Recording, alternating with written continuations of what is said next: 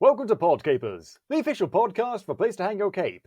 And this week, is it any wonder our generation is this screwed up? We're talking about weird TV shows from our childhood! Cue the music!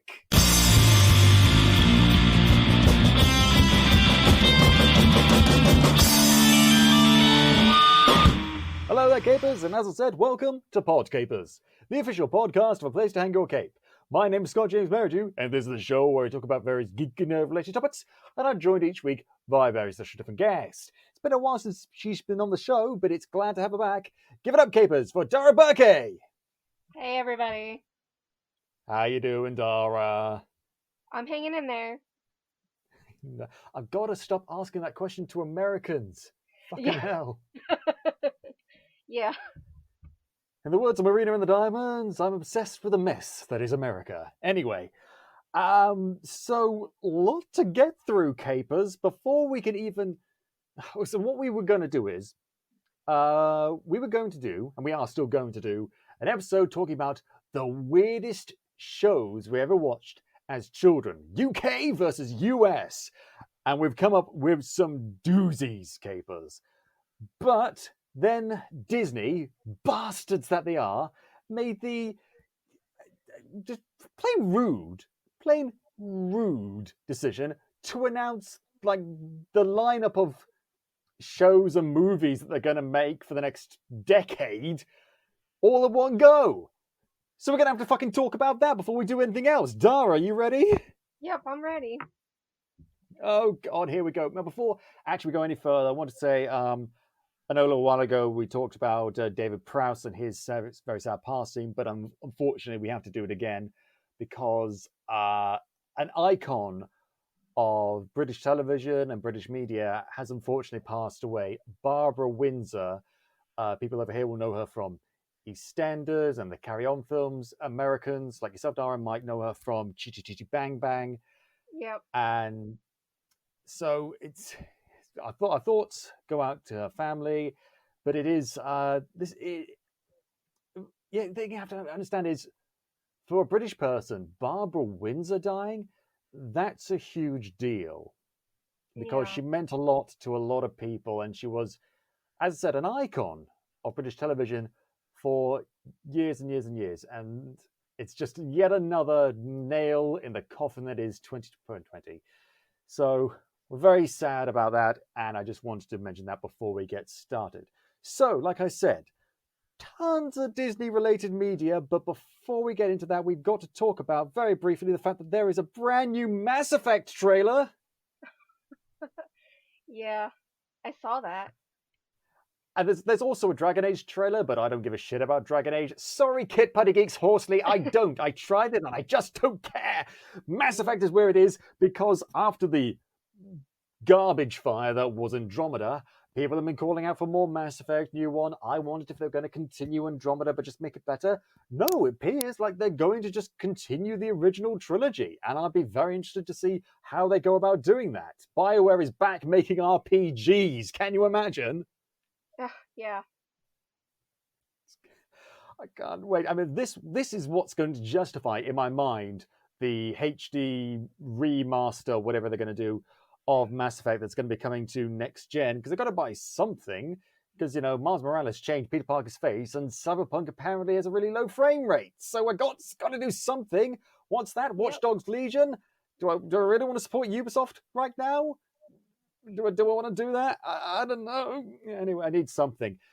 But there's really nothing more we can talk about that, because that's the thing. We're getting these out really quickly because there just isn't a lot of details. So we're not going to do huge analysis. We're going to get through all of these. I've got a huge list of notes. Oh, fuck. Okay, so we're going to partition the Disney announcements into, I guess, franchises. We'll start with Star Wars / Lucasfilm. To my immense regret and disappointment, they're going ahead with another Indiana Jones movie. How do you feel about that, Dara? That's fine. No, it's not. It is not fine. Either they're going to drag Harrison Ford back out, trundle him out of the hat, and just like, I'm too old for this shit. Why can't I wear my earring? Or they're going to recast him with someone younger, and I'm sorry, Chris Pratt. I love you. You're a fantastic actor, good at drama, good at comedy. You're very, very good. But I don't want you as Indiana Jones. I don't want anyone else as Indiana Jones, unless it's like super young Indiana Jones, like they did with the TV series back in the day, because that was fine. That was his own thing. I don't care. Fine. But we don't need any more Indiana Jones. Stop trying to resurrect the fucking franchise. Let it die like Crystal Skull failed to do. Fuck. Just no more Indy. I like the first three, problematic elements aside, racism, pedophilia.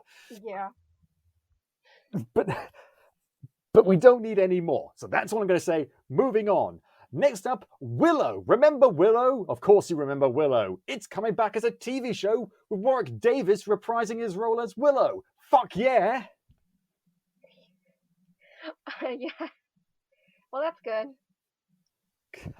I don't know if we get any other cast members in there, but it'd be nice to, get a lovely fantasy TV show to fill the void left by them cancelling the fucking Dark Crystal Netflix show. How could you? God, I need that. Also, there's going to be a film adaptation by these people of a book that I'm not familiar with called Children of Blood and Bone. Have you heard of that, Dara? Yes, I've read both. I read the books. They are very good fantasy books based in Yoruba culture. It's very good. Okay, see that sounds very interesting. I'm not familiar with those books, but I'll certainly give the adaptation a look and maybe afterwards check out the books. That sounds really cool. We don't know any more than that, unfortunately. Now we're getting into some Star Wars stuff. So, a lot of TV shows, a lot of movies been announced. First of all, a TV show called Rangers of the Republic. That's going to be a TV show. We don't know very much about it. I hear that it might be a spin-off of The Mandalorian. Who knows if that... I imagine it might include the character of Cara Dune. Kind of hope it doesn't, because I really don't want to give the actor that plays Cara Dune any more time in the spotlight due to her incredibly transphobic views. It's not really... Yeah. It's so annoying because the character of Cara Dune is fucking awesome. I love Cara Dune. I just don't like Gina Carano. I can't never remember her name. Is that her name? Yeah, I think so. Yeah, I don't like her because she's horribly transphobic. Like, no. Fucking hell no. But in actual good news, Ahsoka Tano is also getting her own TV spin-off with Rosario Dawson in the main role. Oh yes, oh fuck, I'm pumped. Are you pumped? I hate to break it to you, but Rosario Dawson is also transphobic. What? Yeah. When did this happen? A while ago. She attacked a trans man, and it was really bad. Why would you take this away from me, Dara? I'm sorry, I had to tell you. Oh, okay. Wait, before I comment on that, I'll do my own research. But if that's disappointing. Fuck. Okay. Oh, the character isn't transphobic. The character isn't transphobic. The character is transphobic. Nah. Okay. Continuing my disappointment. Cassian Andor from Rogue One is getting his own TV show. I do not give a fuck because that character had an interesting premise, but ultimately a boring portrayal by Diego Luna.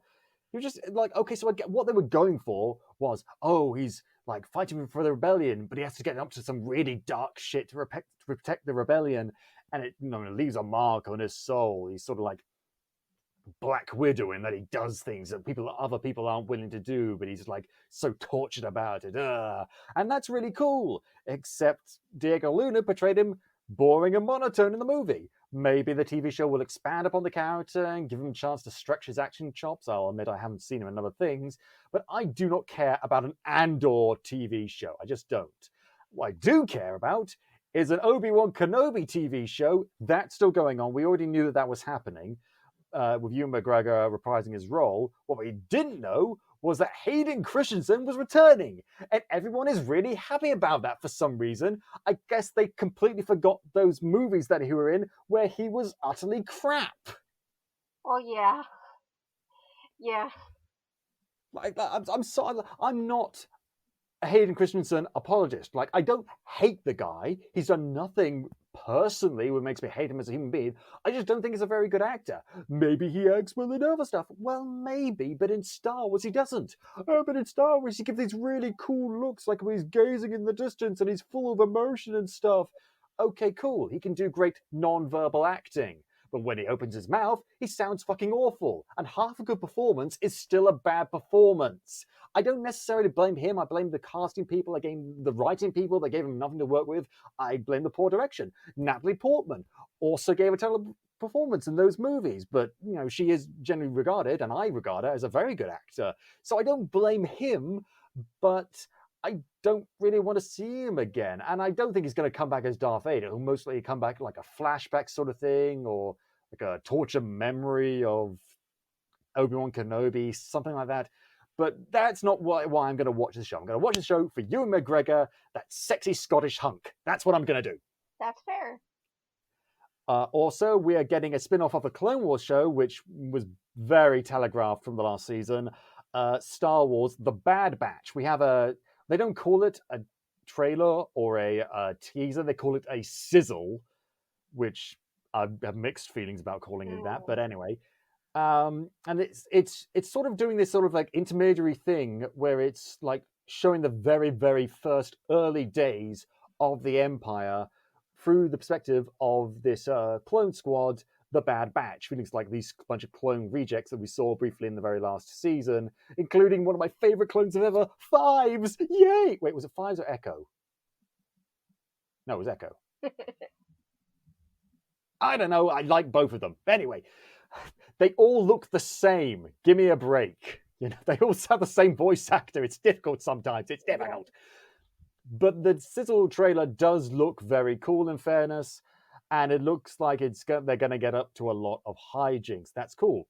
Now we're also getting something called Visions, which is, from what I can tell, it's going to be a Star Wars anthology series, but like anime. It's going to be like anime inspired, which should be pretty interesting. Yeah, that should be pretty interesting. I only just, like, this last week realized that there was a Star Wars manga, and from like the 90s or something of the original trilogy, and I went frantically on Amazon and eBay to try and buy like the first volume, and I found out that whilst subsequent volumes cost like £10 or £15, whatever, the very first volume cost like 30 cocking pounds. That's ridiculous. Is it inscribed on gold? Yeah. Publishing company that made those manga stuff? Like, fuck you, no. Can't do that. Anyway, we're also getting a Lando Calrissian TV show. I can only assume that it's either going to be animated, with Billy D. Williams reprising his voice role, which he has done actually on several occasions. He did in Star Wars Rebels, and he was very good at that. Or alternatively, it's going to be live action, presumably featuring Donald Glover, which I am 100% on board with, because he was the best thing about the Han Solo movie. Yep. So, but we don't know any more details. We just know they're doing a Lando show. I'm okay with that. We're getting something called The Acolyte, which is like this thriller mystery sort of thing. It says it's set in the final days of the High Republic. Is the High Republic like the Republic before the New Republic, or is it the Old Republic, like in Knights of the Old Republic, like the one that's set thousands of years before? Like they did this like rebranding thing recently, and it's like I'm only 28, but already I'm sounding like a crotchety old man. Like, in my day, the Old Republic was called the Old Republic, not the High Republic. Blah blah blah blah blah. Stop changing the things that we already have perfectly good names for, Disney. Fuck you. Stop it. And on top of that, we're getting something called A Droid Story, an animated adventure. We don't know if it's I don't know if it's a film or TV show or a bunch of shorts maybe, starring C-3PO and R2-D2. It'd be great to have Anthony Daniels back as C-3PO, though I want to point out we've had that already in like the 80s or something. It's called Droids. It was an actual TV show and no one remembers it. Yeah, and that doesn't sound familiar to me. Yeah, it kind of disappeared from the lexicon with the advent of the prequels, along with Caravan of fucking Courage. Do you remember Caravan of Courage? I do not. It was like this made-for-TV movie sort of thing, set on Endor with a family, like two kids, um, finding like a clan of Ewoks, and it was like really twee and cute for kids. But then they did a sequel where like half the human cast members got brutally murdered. Oh my god. It was fucking weird. I've never seen it. I've only heard this like secondhand, but fucking weird. We're getting a Taika Waititi Star Wars film. Fucking saw that coming a mile away, but you know what? I'm not going to complain because I fucking love Taika Waititi. Yep. I don't know what they're going to do, but it's Taika Waititi, so it's probably going to be good. But what I'm most excited about is Patty Jenkins is going to direct a Star Wars film called Rogue Squadron. And they released, not really a trailer, but they released like this sort of teaser thing with Patty Jenkins talking about the fact that she's a Star Wars fan, and her father was actually a pilot in the American Air Force who sadly died, and how she's sort of taking on that legacy in the form of a movie based around starfighters, and it ends with her putting on a Star Wars pilot jumpsuit, putting on a Star Wars Rebel pilot helmet, and walking towards an X-wing on an airfield. And it's a fucking amazing moment, actually. Yeah, she's a great director. She's a fantastic director. Ever since Wonder Woman came out, I wanted to see her do more stuff outside of Wonder Woman, and now we're getting something like this, and I think it's going to be amazing. I'm not counting my chickens before they've hatched. I've been disappointed before too many times. My heart can't get broken again. But if anything was as sure as a bet as Taika Waititi, it would be Patty Jenkins. So I'm great with that. That's the Star Wars announcements. Apologies if I've missed anything out. We'll provide a link in the show notes to articles we're doing on Place to Tango Cape that will go into more detail and be a bit more comprehensive. We're just going through this as quickly as fucking possible. Now we're going on to a bunch of live action / non-Disney animation that's sort of under the banner of Disney because they're trying to buy everything. Fuck. Yeah. So we're getting a new Ice Age film. Oh, the only thing that makes me care about that is that Simon Pegg's character is going to be in it, and he's the only character I like just because he's insane. He's an insane weasel that goes on adventures throughout the Neolithic era, and it's like, can we have more of that, please? We're getting a sequel to the Mighty Ducks. Why? Yeah, I don't know, because it's something that people remember. Disney has two target audiences: little kids and people who used to be little kids but have now grown up and fondly remember all the stuff from their childhood, and they're just mining both of those target audiences to death. That's why we're also getting a second Hocus Pocus and a third Sister Act. Okay, so we don't need another Sister Act, but I'm kind of interested in the Hocus Pocus too. But I don't know. I'm not, because I never saw the original Hocus Pocus. And yeah, it's one of those blind spots. And like, the more people tell me to watch it, the more I'm not going to watch it out of spite. So if someone doesn't mention it for a whole year, I'll watch it. But if someone mentions it just once to me, restart the clock. Let's see how far I can get with this. Good luck with that. We're also getting a sequel to Enchanted called Disenchanted. That's been in the works for a little while. I'm kind of looking forward to that because Enchanted is one of those few Disney movies they actually like because it's refreshingly self-aware and it plays into all the tropes that I criticize. It's like they made a movie for me, but it's also just kid-friendly enough that actual Disney fans can enjoy it. So, like, everyone wins. Yeah. But it doesn't really need a sequel because the movie's pretty self-contained. And it has been years since the original. Like, if this was done like 2 or 3 years after the original, I'd be fine with it. But I don't know. Maybe they'll do something interesting with it. I'm not going to make any judgments until I see it. Oh God, we're getting remakes of Turner and Hooch, Three Men and a Baby, Cheaper by the Dozen, and Night at the Museum. Oh Jesus. I We don't like, need any of these. especially the cheaper by the dozen one. What the fuck? We barely got through the first 2 movies they did that. Night in the Museum, I lost interest after the second one. The second one was funny, but then I just like, okay, I've seen all I need to see with Night in the Museum. I don't need to see a third one with fucking Rebel Wilson. No. Just, Yeah. was Rebel Wilson in that one? It seems like a movie she would be in. Anyway, we're getting something called Flora and Ulysses, which is a film about this person, I don't know, not a lot of details, and a superpowered squirrel, which makes me wish they were just doing Squirrel Girl, but fuck it. We're getting, we're getting, I'm assuming, live action remakes of both Peter Pan and Pinocchio.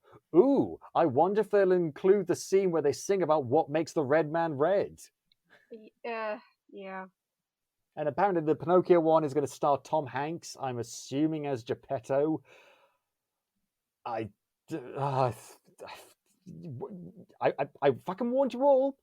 Years before they started to become unpopular, I warned people about these live action remakes, and none of you listen. And I know I bring that up every time those films get mentioned again, but I'm not going to stop until you learn your lesson.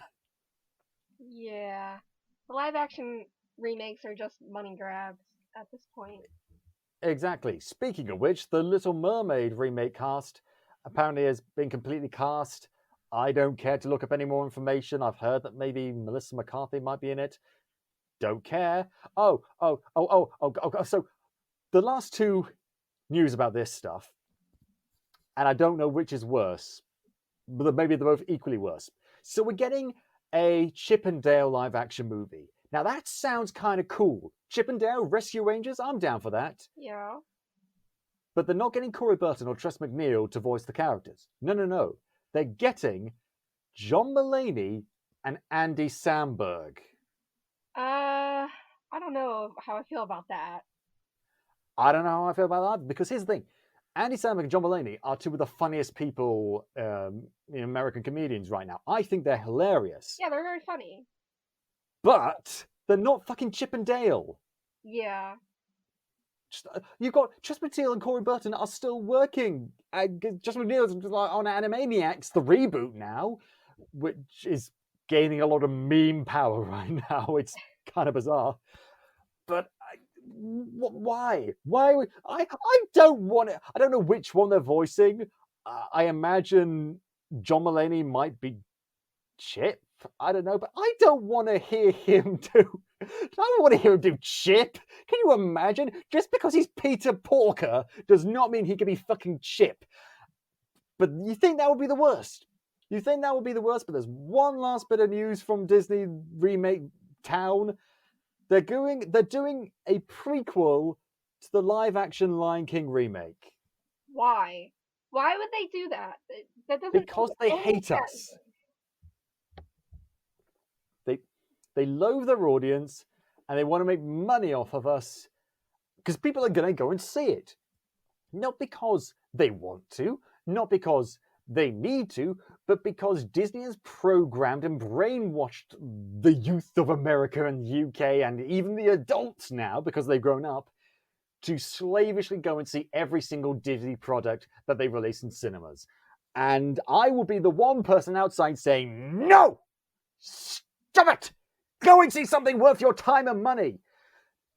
It's just... actually, I say that. I'm probably going to go and have to see it because I've got to fucking review it. Well, but that's my excuse. What's everyone else's? Oh, boy. Oh, Disney. So that's the moving swiftly on, that's the live action stuff. The animation front, Disney and Pixar, we're getting Raya the Last Dragon. Raya the Last Dragon? I don't know. Did you see the trailer for that a few months ago? Yeah, I did. I don't know about it very much. I mean, it's kind of Legend of Korra, but maybe that's doing a bit of a disservice. I like the song from the trailer. That was cool. Like, that was cool. And she's got a giant fucking armadillo creature. That's kind of interesting. Yeah. But Disney are probably going to fuck it up, because Disney fuck up Oh, you would not believe the ability Disney has to fuck up any property they have with a female lead. It's what they're best at. It really Ah, is. we're also getting we got a small teaser trailer for this another, I think it's a Pixar film coming out next year. This film called Encanto, which is set in Colombia. I know it's set in Colombia because the trailer for the movie had a song with a bunch of people singing Colombia. Very on the nose, I see. It's like if they did the theme for Mary Poppins and the theme was just like London. Like, Yeah. okay. Okay. More detail? No? All right. We're getting a Baymax TV series, presumably because no one was watching the Big Hero 6 TV series, because no one watched the fucking Big Hero 6 movie. Yeah. A Zootopia's TV series might be kind of good, because Maybe. I like the movie. Yeah, movie's okay. Or was the UK version Zootopia or Zootropolis? Oh, I don't know that. Because they did different versions for no reason whatsoever. It's weird.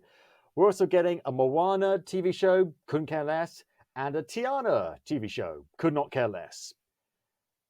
Yeah, that's weird. I don't know. So, and then Disney and this African production company called Kugali, I don't know if that's how you pronounce it, they're making this animated sci-fi show called Iwaju. Don't know anything about it more than that, but could be potentially interesting, considering they're doing Black Panther and that Children of Blood and Bone thing mentioned earlier. I would really like to see more African, in big quotation marks, inspired cultural shows. I know there's no set African culture because it's an entire fucking continent with lots of different cultures, but you understand what I'm saying. I know what That could be potentially, that could be interesting. We're getting 3 Pixar TV series. Doug, as in the character from Up, is getting a show called Doug Days. We're getting a show based on cars. Don't give a shit. And a show that's like sports themed called Win or Lose, which is the most generic title you could get for a show that's about sports. Yeah. Well. And that's that is just depressing. Just that title alone is kind of depressing. We're getting a film that is definitely a Pixar film called Luca, and another one called Turning Red, which I saw a picture of, and it's about a teenager who turns into a giant red panda, and it's just an image I saw of like this red-headed teen, and behind her a big giant fucking red panda, and it's the most, like, it shouldn't be, but it's the most bizarre thing. Like, it's difficult to describe. Just this really excitable looking redhead kid, and behind her a really excitable looking red panda, and that's the movie. She turns into a giant panda. I mean, people have done more with less.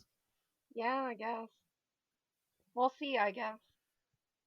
And we'll see. But there is one bit of news out of this blow block that genuinely has me excited. A Toy Story spin-off telling the in-universe story of Buzz Lightyear. Yes. It's called Lightyear, and Buzz Lightyear, I guess, is going to be voiced by Chris Evans, not Tim Allen. Yeah. So that should be interesting. That should be interesting. I don't know anything more about that. If it's like, if it's following in like the animated TV show, because there's a Buzz Lightyear animated TV show, which I never saw, but I did play the Game Boy Color game of. The show wasn't too bad. It was like one of my favorite Game Boy games outside of, like, I had this Thunderbirds game as well. I didn't have a lot of games for it. I couldn't really afford a lot of games for it, but that was a pretty fun game actually, and yet I never saw the show. So I don't know whether it's going to be like in that sort of vein, or if it's talking about like from the perspective of toys, like in the actual movies, the Toy Story movies. I don't know, but that should be fairly interesting. And I love Chris Evans whenever he does anything. Like Chris Evans breathes. Yeah. Thumbs up. Yeah. Yum. Cool. Then we've got Marvel. Fucking hell. Okay, so who do. Before all this dropped, we got a lot of info about Spider-Man 3, most notably how Andrew Garfield, Tobey Maguire, Alfred Molina, and potentially Charlie Cox as Daredevil are all going to be in it. How packed is the Spider-Man 3 movie gonna be?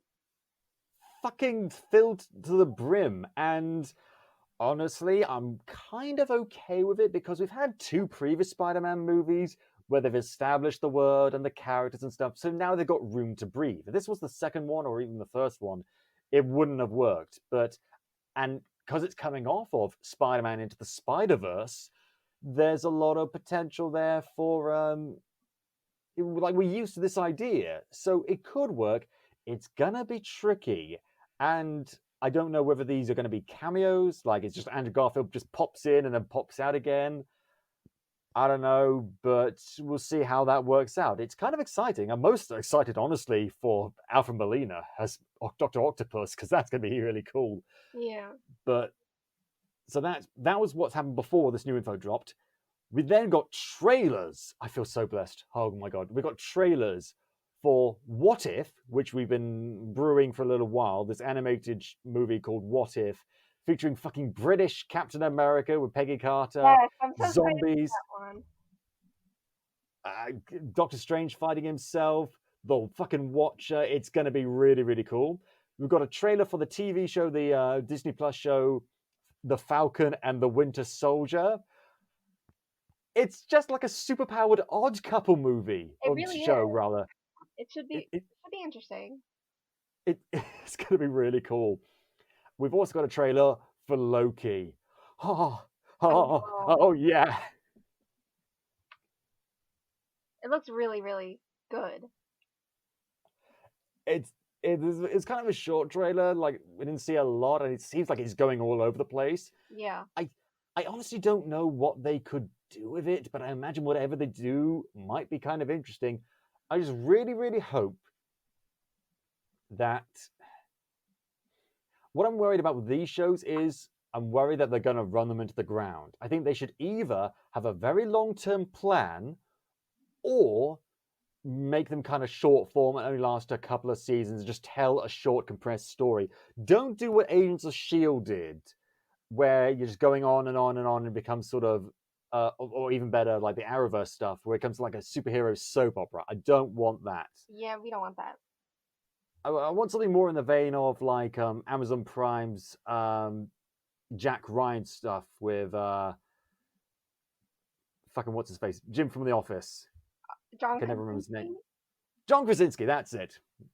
There's a lot of information in my brain, Dara. I can only hold so much. I kind of want them to do something like that, where it's just self-contained stories, and they're doing really cool stuff, and they keep interesting, and it's not too long. Yeah. Hopefully. Hopefully. We already guessed this, but it's been confirmed that Doctor Strange 2 is going to tie directly into WandaVision, which is coming up as well, and the third Spider-Man film makes sense. Going to be interesting to see what they do with that. Oh, I'm so happy. I'm so happy. Oh, God, I'm so happy. I don't even care about Squirrel Girl anymore because we're getting Ms. Marvel show.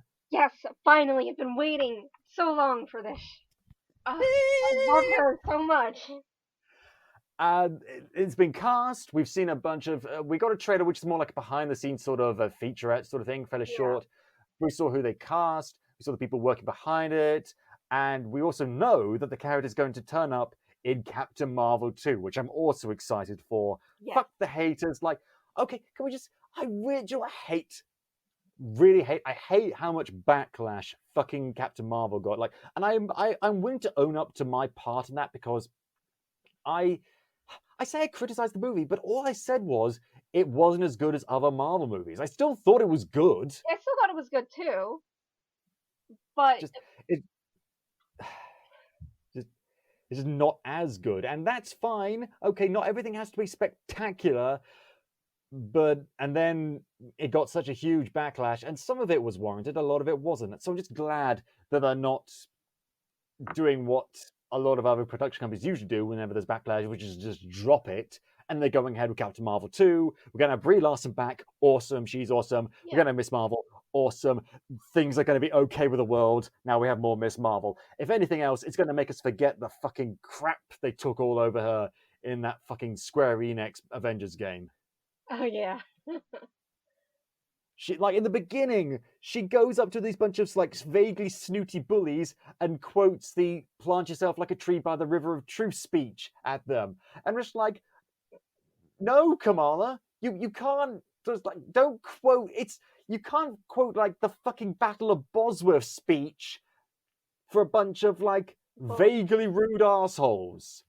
It's about standing up for your principles, not dissing people who are mildly hipsterish. Stop it! Don't you do that.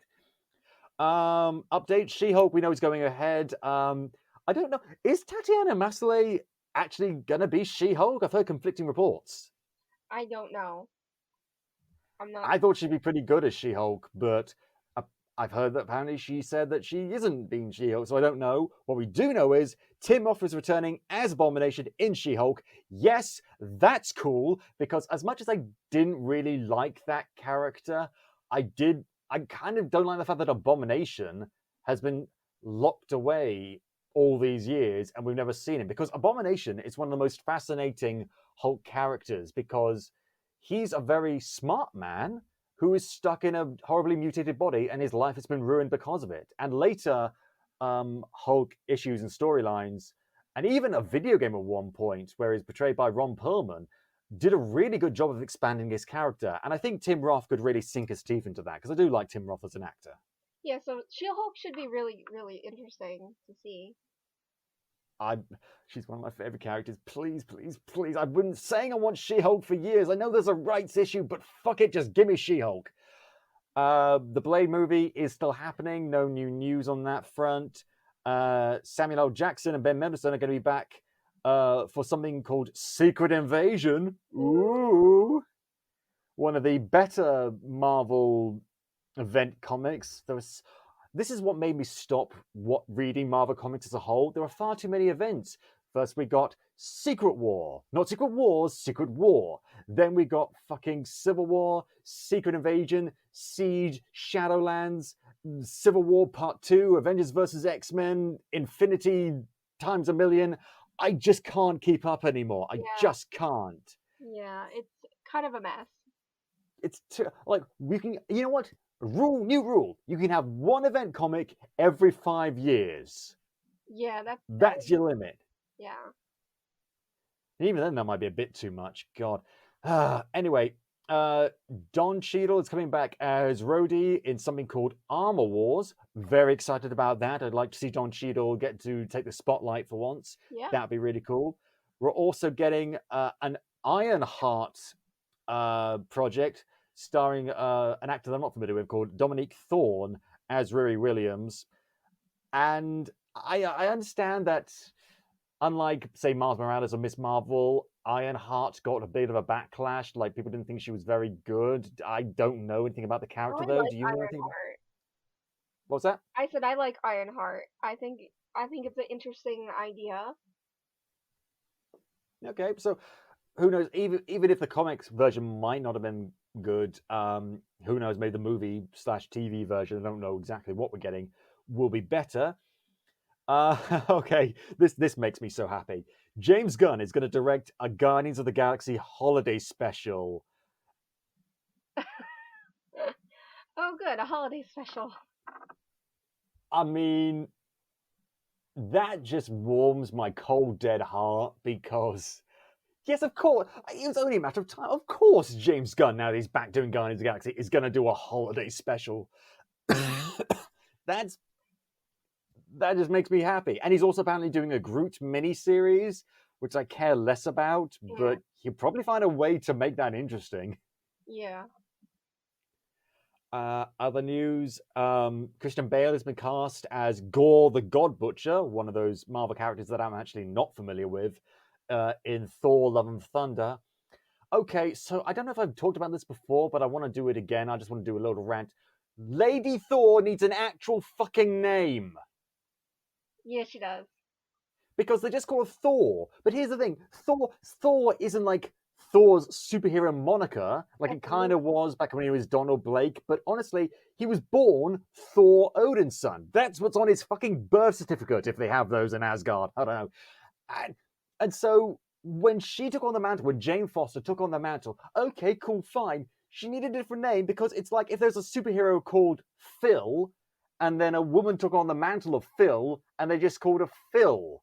Yeah. Not even Phyllis, just Phil. Like, no, it doesn't really work. And I know that they can give her another name because they already did that once before. There was another like 90s Thor replacement called Thunderstrike. He was an entirely different character, but had like the powers of Thor. And he didn't really succeed, fair enough. But they gave him a different name. They didn't call him that he's the new Thor. No, they called him this is Thunderstrike. He's our Thor stand-in. He's a legacy character. And it's just like, why couldn't you do something like that? Even reappropriate the name, call her Thunderstrike. That's a cool name. Yeah. Because otherwise, we're going to call her Lady Thor. It's like fucking Gwenpool and Spider-Gwen all over again. Just call her fucking Ghost Spider. Even Gwenpool was like a sort of a tongue-in-cheek thing. It wasn't meant to be taken seriously. Fuck! Anyway, moving on. There's going to be an Ant-Man sequel called Ant-Man and the Wasp Quantumania. I really, really hope that implies what I think it implies, because I think that means they're going to go into the microverse and have a big, cool, like, inner space, Honey, I Shrunk the Kid sort of adventure through the subatomic realm. Yeah, that would be fun. Also, additionally, it's going to feature Jonathan Majors, an actor I'm not really familiar with, unfortunately, as Kang the Conqueror, who a lot of people think they're going to build up to be the next Thanos, which is actually quite appropriate. Yes, that's exactly what I was going to say. Kang the Conqueror would be the next. It would make sense after Thanos that Kang the Conqueror would be the next big villain. Because he's one of those characters that doesn't turn up a lot, but when he does, it's kind of a big deal. Yeah. And I think that'll be interesting. And a lot of people have led this to believe that are saying that this is going to lead to a Young Avengers project. And honestly, I've read Young Avengers, the comics, and it's fine. I don't need to see it in a movie or TV form. I really don't care. Yeah, I wasn't really into the Young Avengers, but it might be. They might be able to do something like different in like a TV show. I wouldn't want to see a movie though. I mean, they kind of fucked up Runaways, which is a comic book series that I really liked, but they found a way to make them kind of boring. Mm-hmm. I did not care at all, at fucking all. One thing I do care about though is Black Panther 2 is going ahead, and Chadwick Boseman, they've officially confirmed, is not gonna be recast. Whether or not that means his younger sister Shuri is or isn't going to be taking up the mantle, I don't know. I also don't know if that's because recently the actress who plays her recently tweeted some anti-vax stuff. Yeah. Which, yeah. I mean, it's not as bad as being transphobic, but it's still fucking dangerous considering COVID-19. And even if we weren't living with COVID-19, just like, no, vaccinations are... Yeah, okay, so here's the thing. There's most of the anti-vax stuff is coming from America. I'm not saying there's nothing happening over here, but most of the anti-vax stuff is coming from America. And as an Englishman, I have a rock solid argument against it. Not that those sort of people operate on normal human logic, but if they were, this would get them. Oh, it's just the pharma companies just pushing their drugs on our kids. Oh, really? Okay, why would they do that? Oh, to make a profit. They're just interested in money, not making us healthy. Okay, that's fine. That's fair enough. In England, we get the exact same vaccines for free. Yeah. Yeah. Under the NHS. Like, all those same vaccinations that people saying, oh, it causes kids autism. I got that as a kid. Yeah. Under the NHS. And... No, your argument is invalid. Like, I'm not saying that the American pharmacological industry in America isn't horrific. It actually horribly is. That's why you guys have an amphetamine fucking monstrosity going on over there. Yep. But in terms of just vaccinations, nah. Yeah. Anyway, rant over.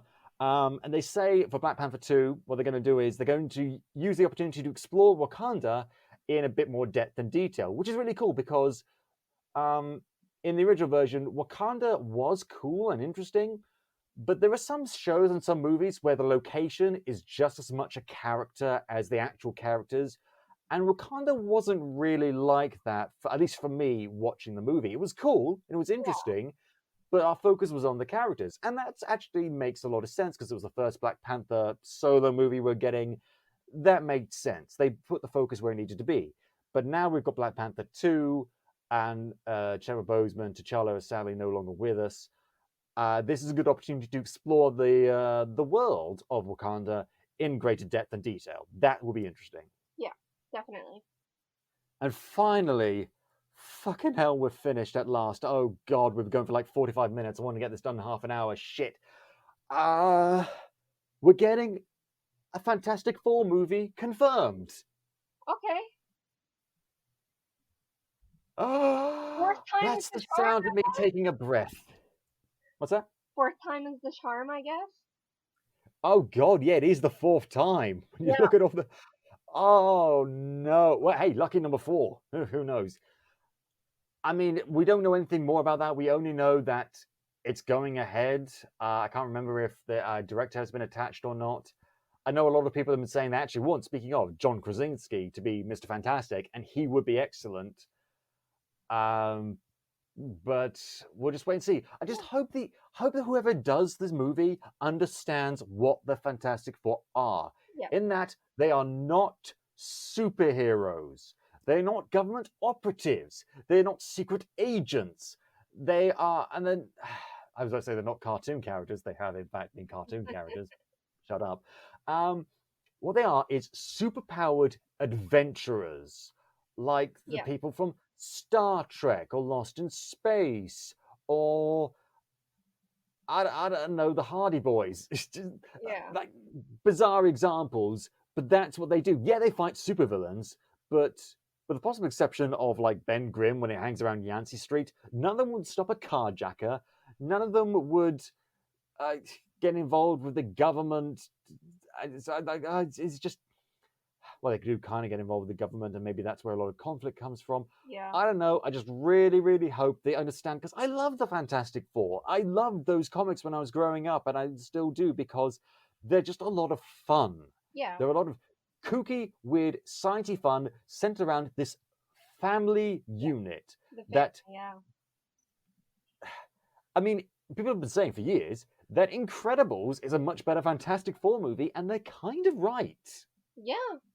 Yeah, I can see that. So hopefully we'll finally do justice by Marvel's first family. And that's it! That's all the news! If we left something out, go fuck yourself. We're going to finally talk about what we actually wanted to talk about. Oh, God, because I would have loved to go into more details about this stuff and do it as its own episode, but there wasn't any more information. Yep. So, moving swiftly on, weird as fuck children's TV shows. I've been thinking about this topic for a little while, actually, looking back at... Because I look at some of the TV shows that, as a 28-year-old man, I watch now, despite the fact that they are exclusively made for kids. I'm not apologizing. No. And I just think how... I don't want to use the word better, but, you know, yeah, kind of. A lot of the shows now are better than we had when they were kids. Not to say that I didn't have some great shows when I was growing up. Sure. But... And a lot of them are weird, like Gravity Falls. Gravity Falls is a weird show, but it's clever in its weirdness. But it's purposefully weird, and it's very funny because of its weirdness. Yeah. Whereas a lot of these shows are only really weird as an adult looking back with a cynical perspective. Yeah. And so I knew I wanted to talk about that, but I also realized, hey, you know what will make this interesting? Let's get Dara on the show to talk about shows she watches as a kid from America that I, as a British man, would find appalling and weird. So that's what we're going to do. We're going to do each of our top 10 weirdest shows we watched when we were a kid. Dara, would you like to start us off with number 10? Sure. Show's called Big Comfy Couch. I've heard of this. So it was technically a Canadian show, but it was aired on PBS. So I watched this when I was very young, and it was about this clown girl named Lunette. It was a grown Oh, woman, but she was pretending to be like a child, and she had a doll named Molly, and Molly was like a puppet, but she didn't talk, so she wasn't a talking puppet. She only had like speech bubbles, and it was a very strange show. It had a giant couch, and that's where most of the show took place. And it was an educational show, granted, but like there was things like the character was like a classical dance teacher, and she said things like pickle juice, and then there was like dust bunnies under the couch. It was very very bizarre. that sounds bizarre. The word balloon thing reminds me of like the Electric Company's Spider-Man, who Yeah, never fucking talked, which was always so bizarre. And so, yeah, I remember hearing about the big comfy couch, less so when I was a kid, but more so when I was an adult. But I never explored it ever further because PBS, that was where like Sesame Street and Mr. Rogers came from, right? yes, that's correct. Okay, and the impression I always got was like a lot of those shows were by their nature kind of weird because less, I don't want to say less censorship, but less rules, certainly. Yes. Yeah, they were Uh, they were allowed to be a little bit off because it was public broadcasting. So and do whatever the fuck we want. We get our money from people phoning in for telethons. yes, exactly. But like the Oh clown god, girl was just weird. It was just really weird. mm. So speaking of puppets, I mean there are so many puppets, stop motion stuff from my childhood, but one that I think would actually kind of freak people out, at least Americans freak people out, that I watched when I was a kid, was called Rosie and Jim. Now, Rosie and Jim aired on because we don't have just one. I don't know if you know this, but there isn't just like the BBC over here in the UK. We have the BBC, BBC Two, ITV, Channel 4, Channel 5, and a few others. Now that we've got like cable and like Sky and all that sort of stuff. Mhm. But Rosie and Jim aired on ITV from 1990 to the year 2000. That's 10 years of Rosie and Jim. It was made by this production company called Ragdoll Productions, which, if you grew up in the 90s, you knew about Ragdoll because they did a lot of stuff. Rosie and Jim, Brum, Tots TV, Teletubbies. They did Teletubbies, which you will know as Teletubbies. Yeah. Not how you say it, it's Teletubbies. They do all sorts of stuff like that. So that was, for a lot of people, our childhood. And I kind of wanted to talk about Teletubbies, but I think everyone knows how weird Teletubbies is. No one is under any illusions about the utter bizarreness of Teletubbies. Yeah. Rosie and Jim, however, was created by this guy called John Cunliffe, who also stars in the show. Okay, so Rosie and Jim, oh god, so I don't know how to describe it, but it's a story about these two rag dolls, Rosie and Jim, who come to life.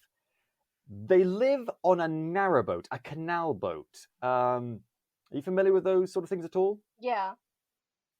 Yeah, so they live on this like old narrowboat called the Ragdoll that is driven, piloted, sailed, whatever, by this guy, John Cunliffe, that goes through all the canals of the region of England called the West Midlands. Mhm. And they come alive when no one's looking, along with a wooden duck on the boat that just goes whack. Oh. It's weird. And it's made for little kids, Right. very small children, but they just sort of observe the world and make observations upon it and experience things in the world. And then later on, despite the fact that supposedly no one sees them come alive, John Cunliffe then writes their adventures down in a book and sort of narrates the whole thing. It's very twee, it's very I hesitate to use the word charming. It's probably, but for a kid, it was very charming.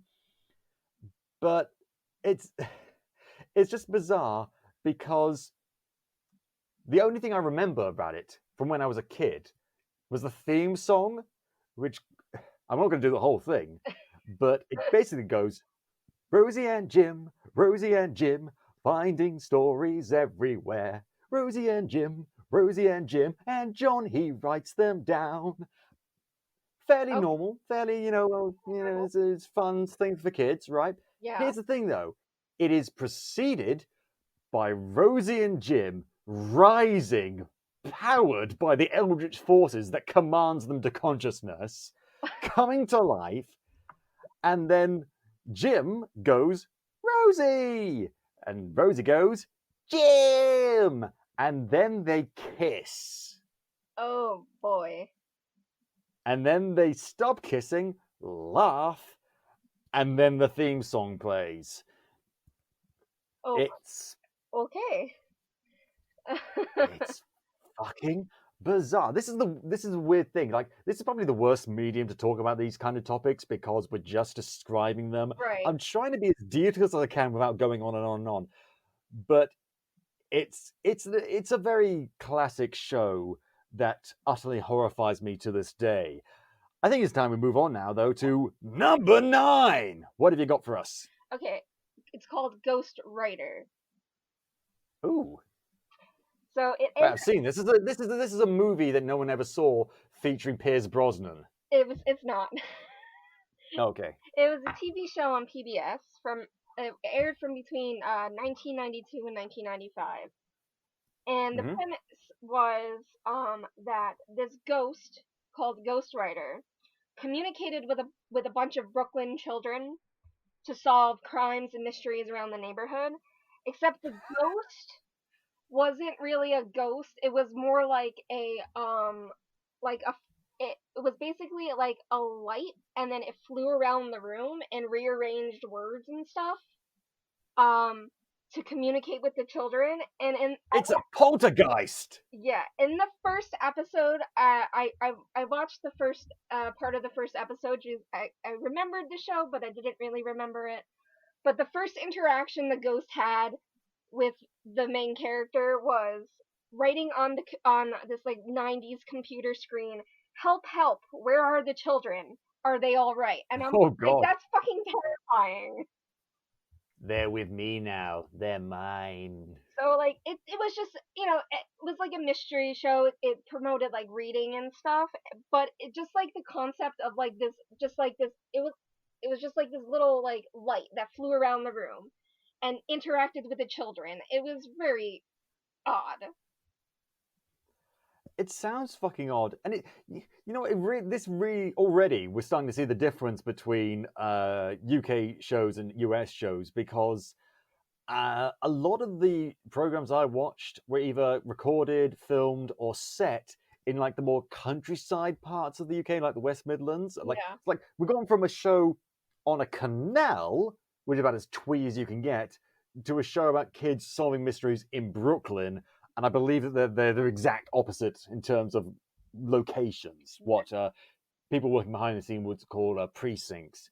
It's that's interesting. I always like shows, and I still like shows where people have to solve mysteries, even if they're kind of simplistic. That's why I still like Scooby-Doo. Yes.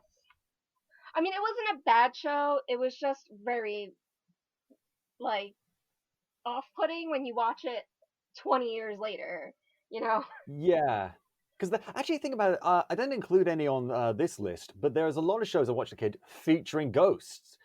And because kids like that stuff, They do. They like the spooky horror elements. This is why Roald Dahl was such a good author, because he understood that kids liked the creepy, ooky gooky stuff. Yep. One show, however, that did not feature creepy, ooky gooky stuff, at least not on purpose, was a show that I watched that came out, I think, like the early 2000s, called The Lampies. Now, fucking hell, The Lampies. What are The Lampies? The Lampies was a show about a group of people, like little tiny people that lived in lamps and other lighting devices, and that was just the world. They live in lamps and they make the lamps work, and that's it. Okay. And if in case you might think, okay, but can you go into any further detail about that? I don't have to, because again, the theme song, which like 20 years after its inception, I still remember because it's that fucking catchy. This was my DuckTales. Okay. Fucking hell. The theme song describes it perfectly. Goes, lampies, if you start looking around, up high or deep underground, you will see light everywhere. But how does the light get there? Headlight, red light, green light, yellow light, strip light, flashlight, spotlight, traffic light, floodlight, torchlight, fairy light, porch light. Who keeps these lights so bright? La la la la. It's the lampies. La la la la la la. Everywhere, lampies. Okay then. And in fairness to them, these groups of they're like fairy-like creatures, but they're not fairies. I don't know. They're like engineers. Like, this is their job, just to maintain lamps and stuff. And specifically, it focuses on like a street lamp. Just a group of these lampies living in this one street lamp, and just getting up to adventures. This is a standard sort of adventure show. They would get up to various shenanigans. For sure. For example, there was one episode where one of the characters, Livewire, ignores her dog, Dusty Wug, because they have like a little dog-like creature, in favor of this new creature called Dusty Wuppy. There was another episode where they meet another lampy who lives in a bike light. Okay. That I wish I could go in more details, but honestly, that was the show. The Lampies. You're welcome. Moving on to number 8. Okay, so I'm gonna say this before anybody comes for me, but when I was a kid, there was 3 main networks other than PBS, and that was Nickelodeon, Cartoon Network, and the Disney Channel. I was a Nickelodeon Cartoon Network kid, so I didn't really watch many of the early Disney Channel shows. So, be that as that may, the number 8 is The Adventures of Pete and Pete, which was on Nickelodeon from 1991 to 1995. Pete and Pete. Yes. So it's about 2 brothers. They're both named Pete, Big Pete and Little Pete. Some fucking lazy parents there. Yes. And so and it was like this really surreal show. It the opening song had character cards introducing all of the characters. So there was Big Pete, which is the older brother who narrates the show. Little Pete, who is the younger brother. He has a tattoo of a woman on his arm called Petunia, which is a character in itself. How old was this little kid? 11. American parents just don't give a fuck, apparently. And then there's Mom. Mom also had a metal plate in her head that was also referenced a lot. And the plate in the mother's head picked up radio stations and broadcasted them. Dad was a super competitive guy. He was basically a giant fucking asshole that you would see in any American sitcom. But the kicker for this show was Artie, the strongest man in the world. This man ran around in red tights, shoes with no socks, and he claimed that he had superpowers. And he was Little Pete's personal hero, but he was a very strange man. And so he claimed that he could do all sorts of things. And he was just this weird guy that hung around the neighborhood kids, and it was very, very weird. But I'm considering Nickelodeon also did another animated show where it was two, siblings that were a chicken and a cow. So, or was that Cartoon Network? Yeah.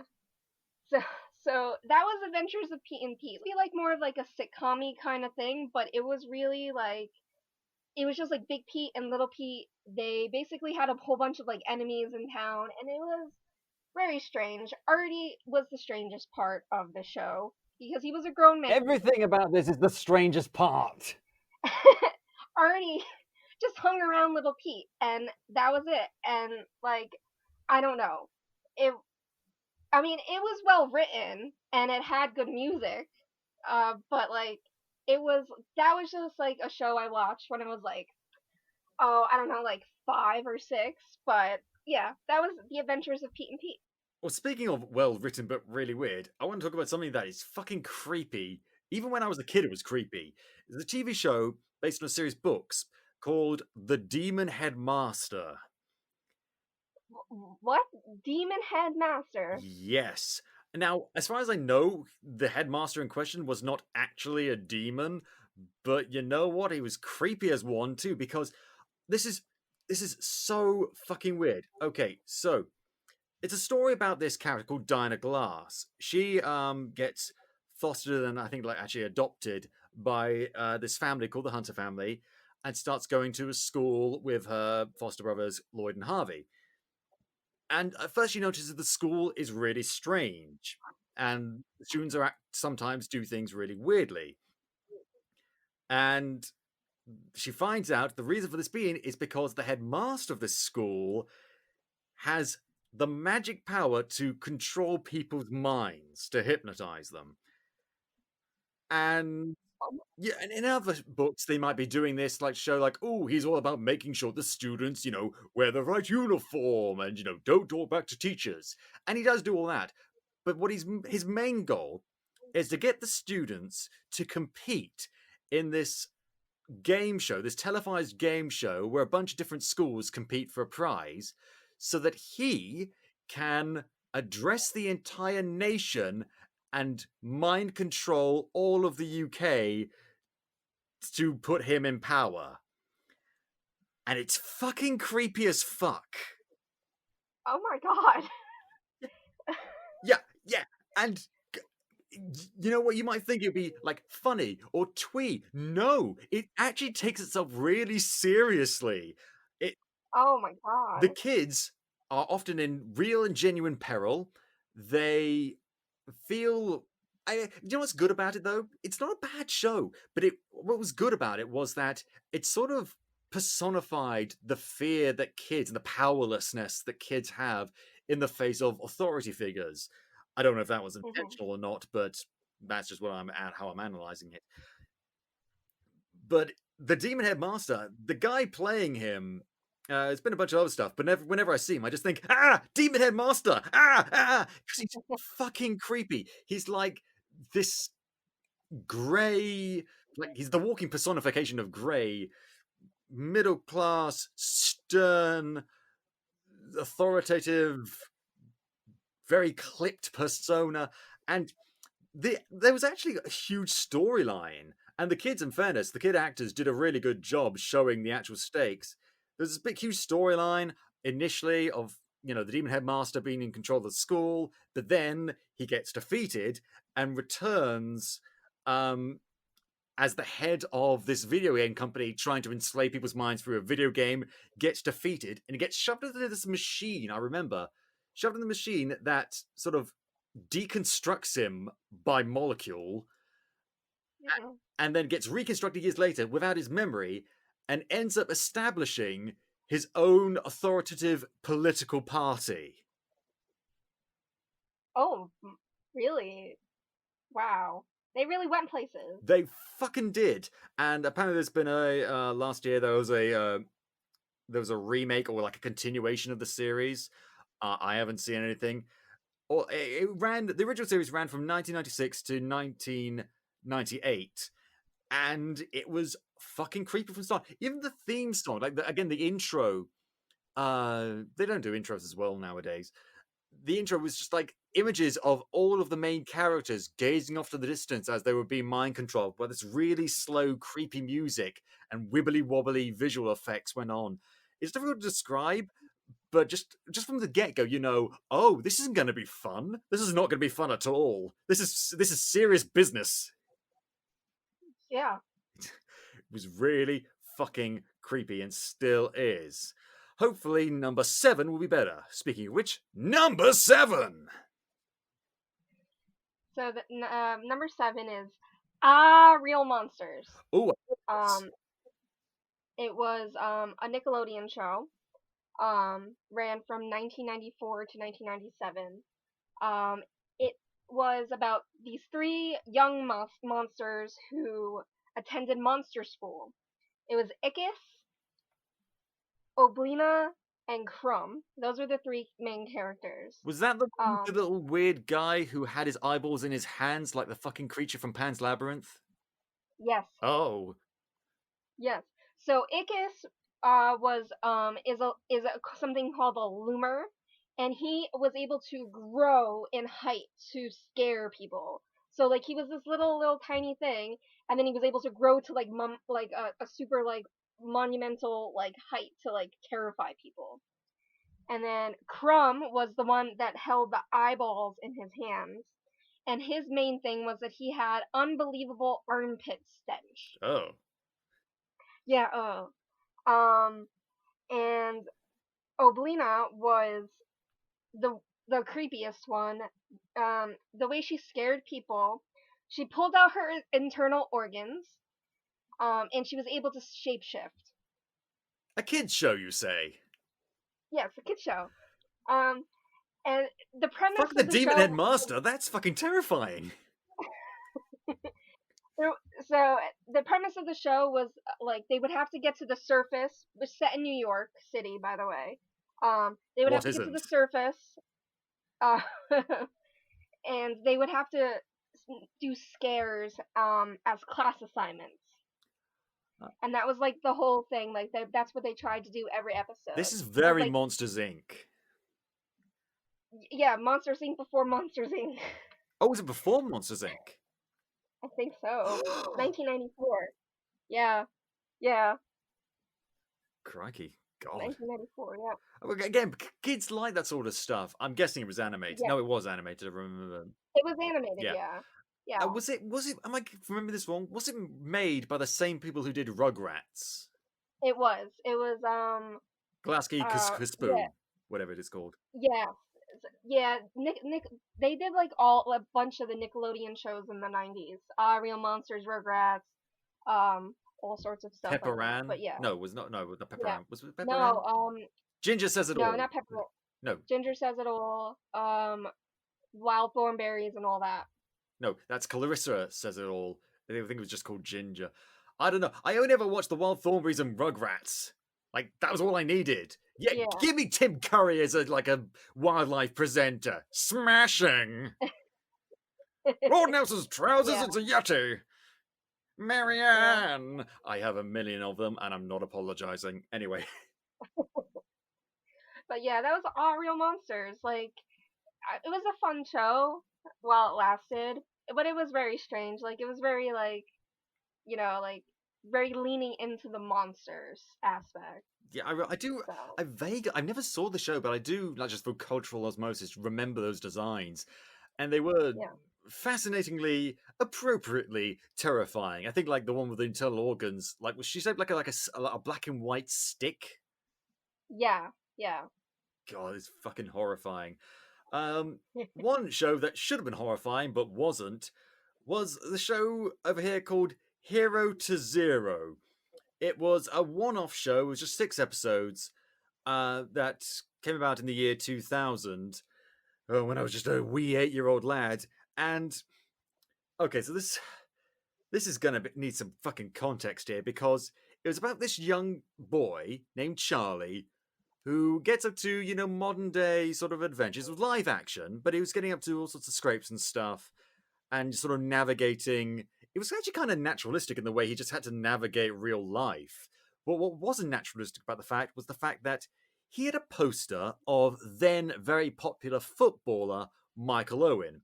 For those of you who don't know who Michael Owen is, think the poor man's David Beckham. Okay.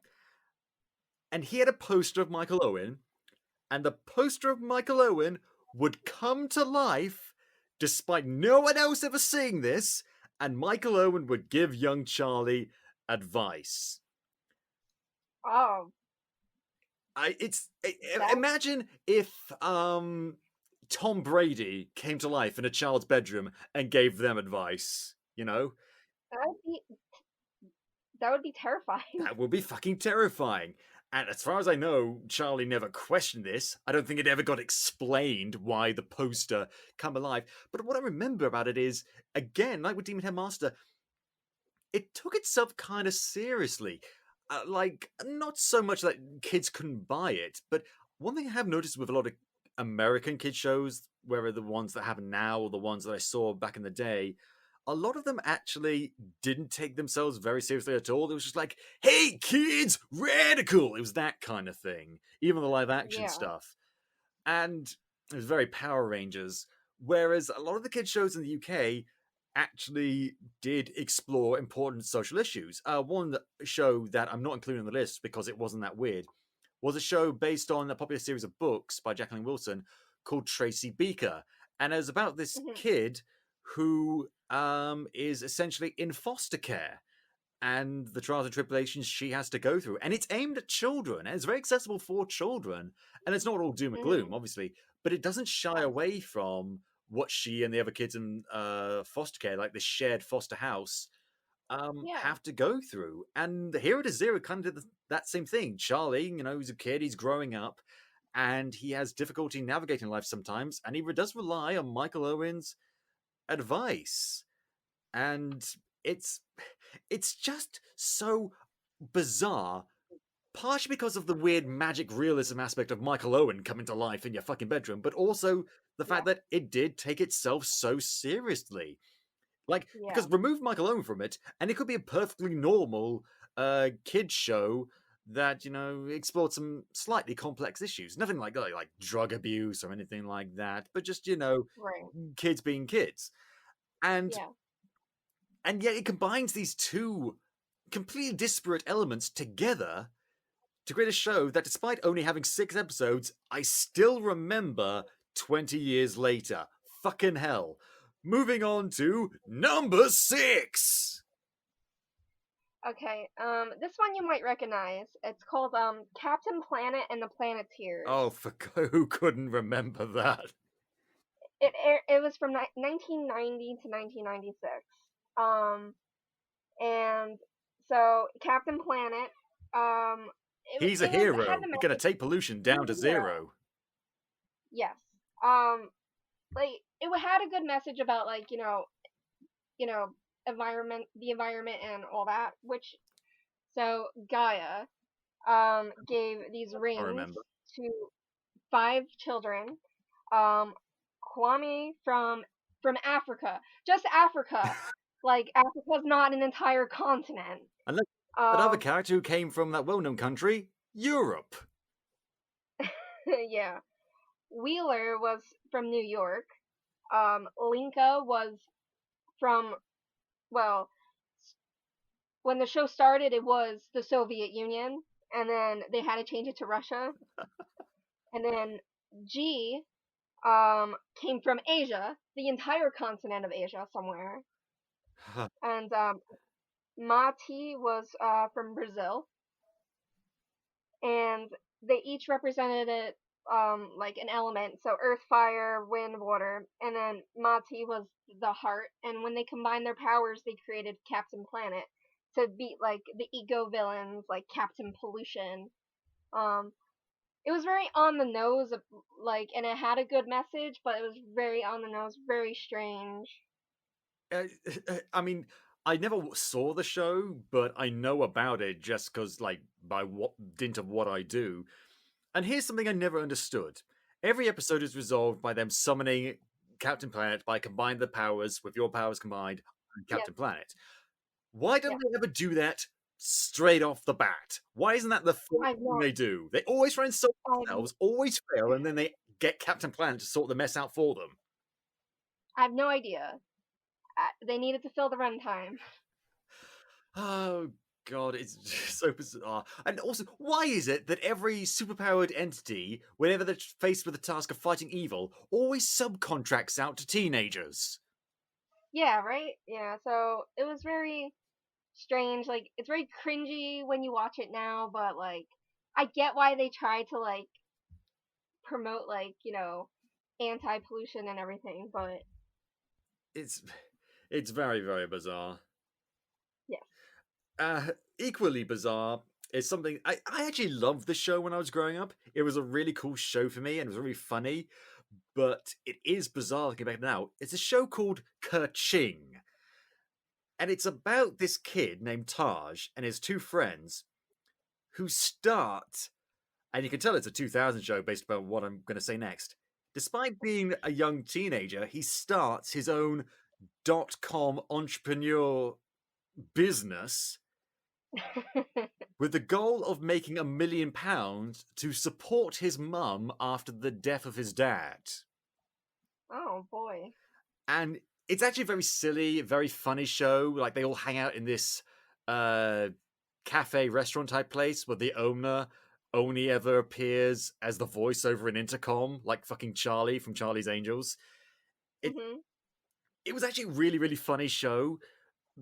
But it's just weird because it'll focus on like this, what was it, 12, 13-year-old kid who was played very well by this actor Devon Anderson, who's been in things like EastEnders and Hollyoaks. They're like British soaps, but he was played very well by him, and it's all about this, just like this kid, successfully, mind you, starting his own international business despite bizarrely managing to retain complete anonymity.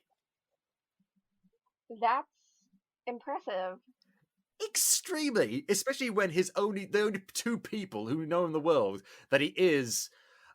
He creates like this persona called Rude Boy. The connotations of which I can't really go into because it ties into British, like Jamaican culture. But Uh-huh. the only two people who know about that is his friend Seymour, who's like this foodie, and it's actually kind of funny, and his other friend Danny, who's the dumbest person in the world, who has a crush on Taj's older sister's best friend. It's very, very cringy, but Yeah. and here's the thing though, it only went 3 seasons, but it actually ended, as far as I remember, with Taj actually succeeding in making £1 million.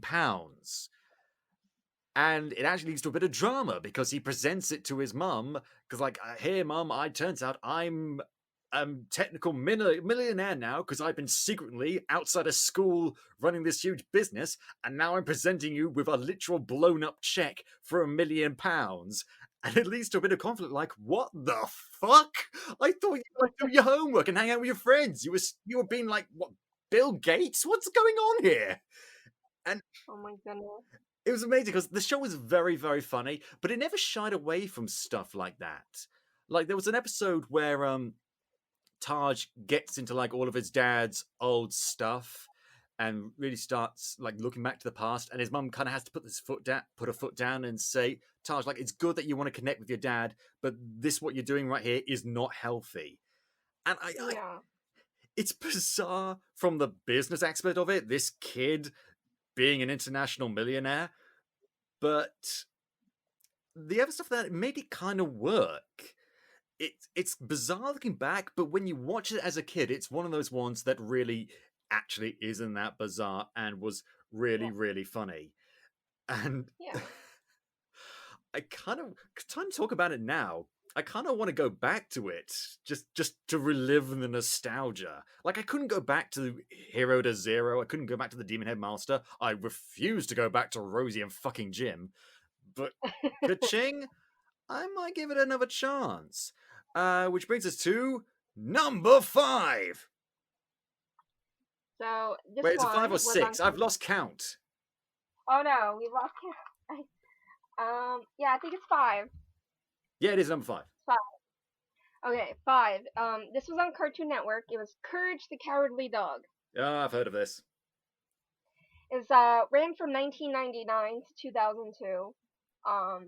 and it was about Courage. He was a little pink dog, and he was easily frightened, but he was very kind, and he lived with Muriel and Eustace in the middle of nowhere, Kansas. And every episode, there was a monster or demon, alien, a mad scientist, zombie, vampires. It was a very monster of the week, but like everything was in it. Like didn't like the first episode introduced a recurring villain called Cats, like an actual like cat, and like Cats was trying to get Muriel and Eustace to feed them to these creepy ass spiders, and Courage has to save them every episode. And Courage is didn't really talk much. Like he screamed a lot. Like it was like very over the top cartoony kind of thing.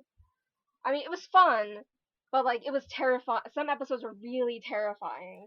There was even one episode where one of one of the characters that Courage runs into, um, like had a vaguely abusive relationship with another character, and it was a whole thing. It was a very dark show for a comedy monster of the week Cartoon Network show. Oh my fucking god! Like I knew it was weird and creepy, but not in that. Oh my god! Again, I know kids like that stuff, but to be honest, when I was a kid, I was a fucking coward. I wouldn't have liked that. I mean, it was a good show. But like it's very like when you watch it again, like years later, it's just like, oh my god, I actually watched this as a child. It sounds really fucking weird. I remember seeing online this one episode where like Muriel and the old man, or whatever their name is, get turned into puppets, like marionettes, and it sort of led to this. Oh yeah, no, they went places. And it turned to this whole thing where there was a theory that was like what was happening through the whole show. Like they were always puppets, and Courage was just acting all these scenarios out.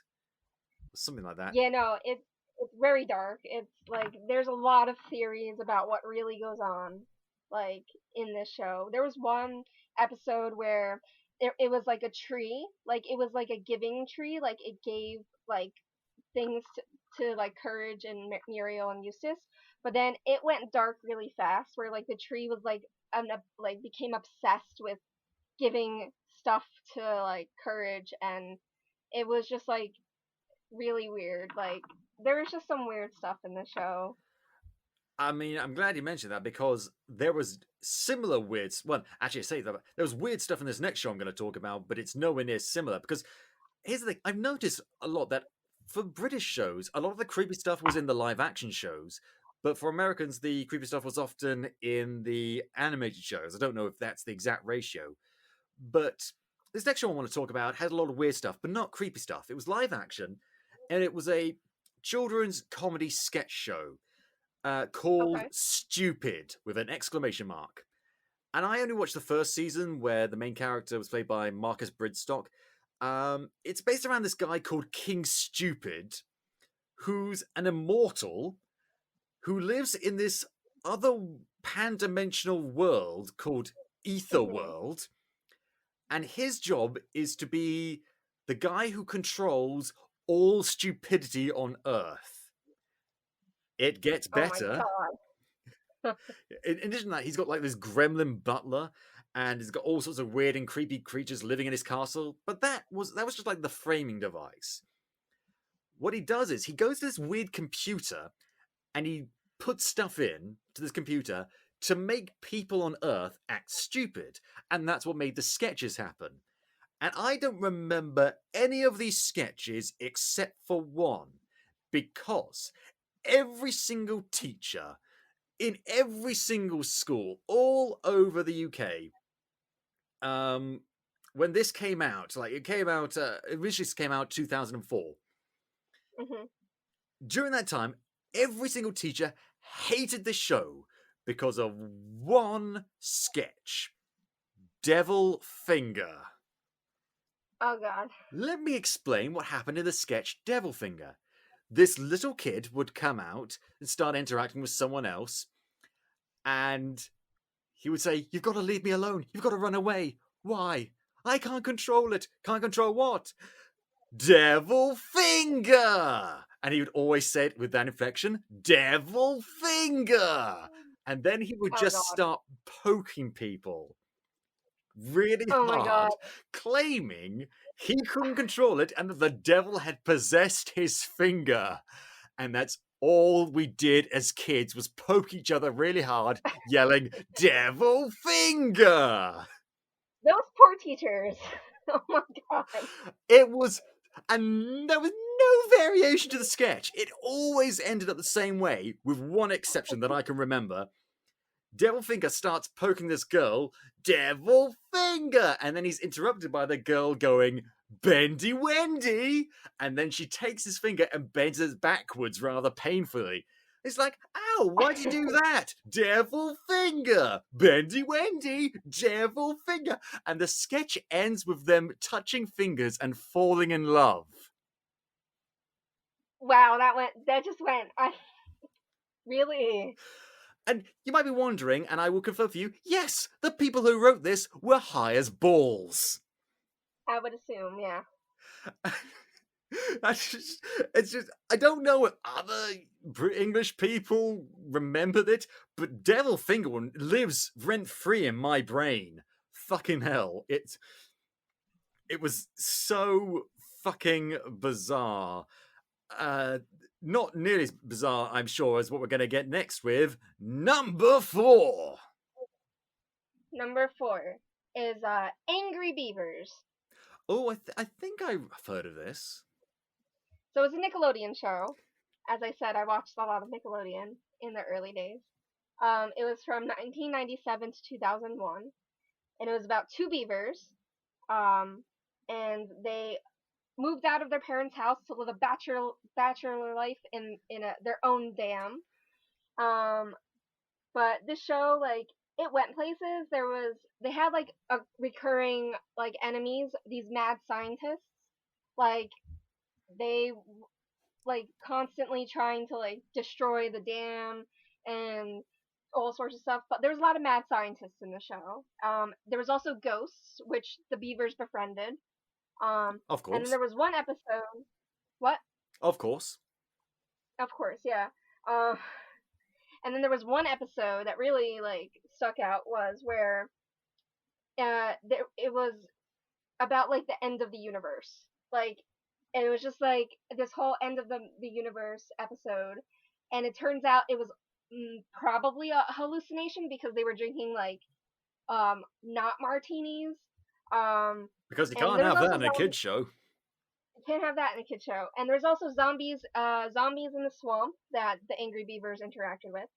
And let me tell you, because because the show was about beavers, there were so many like accidental innuendos about wood and everything. Oh, no. Like, they got crap past the radar, and it was just like that. Hey, what do you want for breakfast? I'll have my usual morning wood. Yeah, that was actually one of the jokes. I'm not so fucking surprised. I've never seen the show, and I accurately guessed one of the quotes based on your description. Fuck. Yeah. But like, I mean, it was a silly show. Like, it didn't even get a finale because the original creator like pissed off Nickelodeon. So it kind of just like ended randomly. We'll replace it with fucking, was it Eek the Cat? I don't know. Cat Dog. Cat Dog. Oh, I've heard of that. Fucking hell. It's so interesting that you bring that up, because my next one is probably the exact polar opposite. Like, it's a cartoon as well, featuring an anthropomorphic animal, but it's, in terms of tone, based on what you're described, it's the exact opposite. I'm of course talking about Super Ted. Okay. Super Ted. Before I describe it properly, I'm just going to let the opening, not song, it was like the opening narration, describe it for you, because it's utterly fascinating. We sort of open on this really sort of dour factory where lots of teddy bears have been made. And the narrator goes, "This is a story about an ordinary teddy bear. When he was made, they found something wrong with him. What exactly is wrong with him never gets explained. And threw him away like a piece of rubbish into an old dark storeroom. Creepy as balls. But then, from outer space, a rocket lands in the distance. A spotty man, a giant yellow man with polka dots all over him, comes about, brought him to life with his cosmic dust. He took him to a magic cloud where Mother Nature gave him special powers. That bear became Super Ted."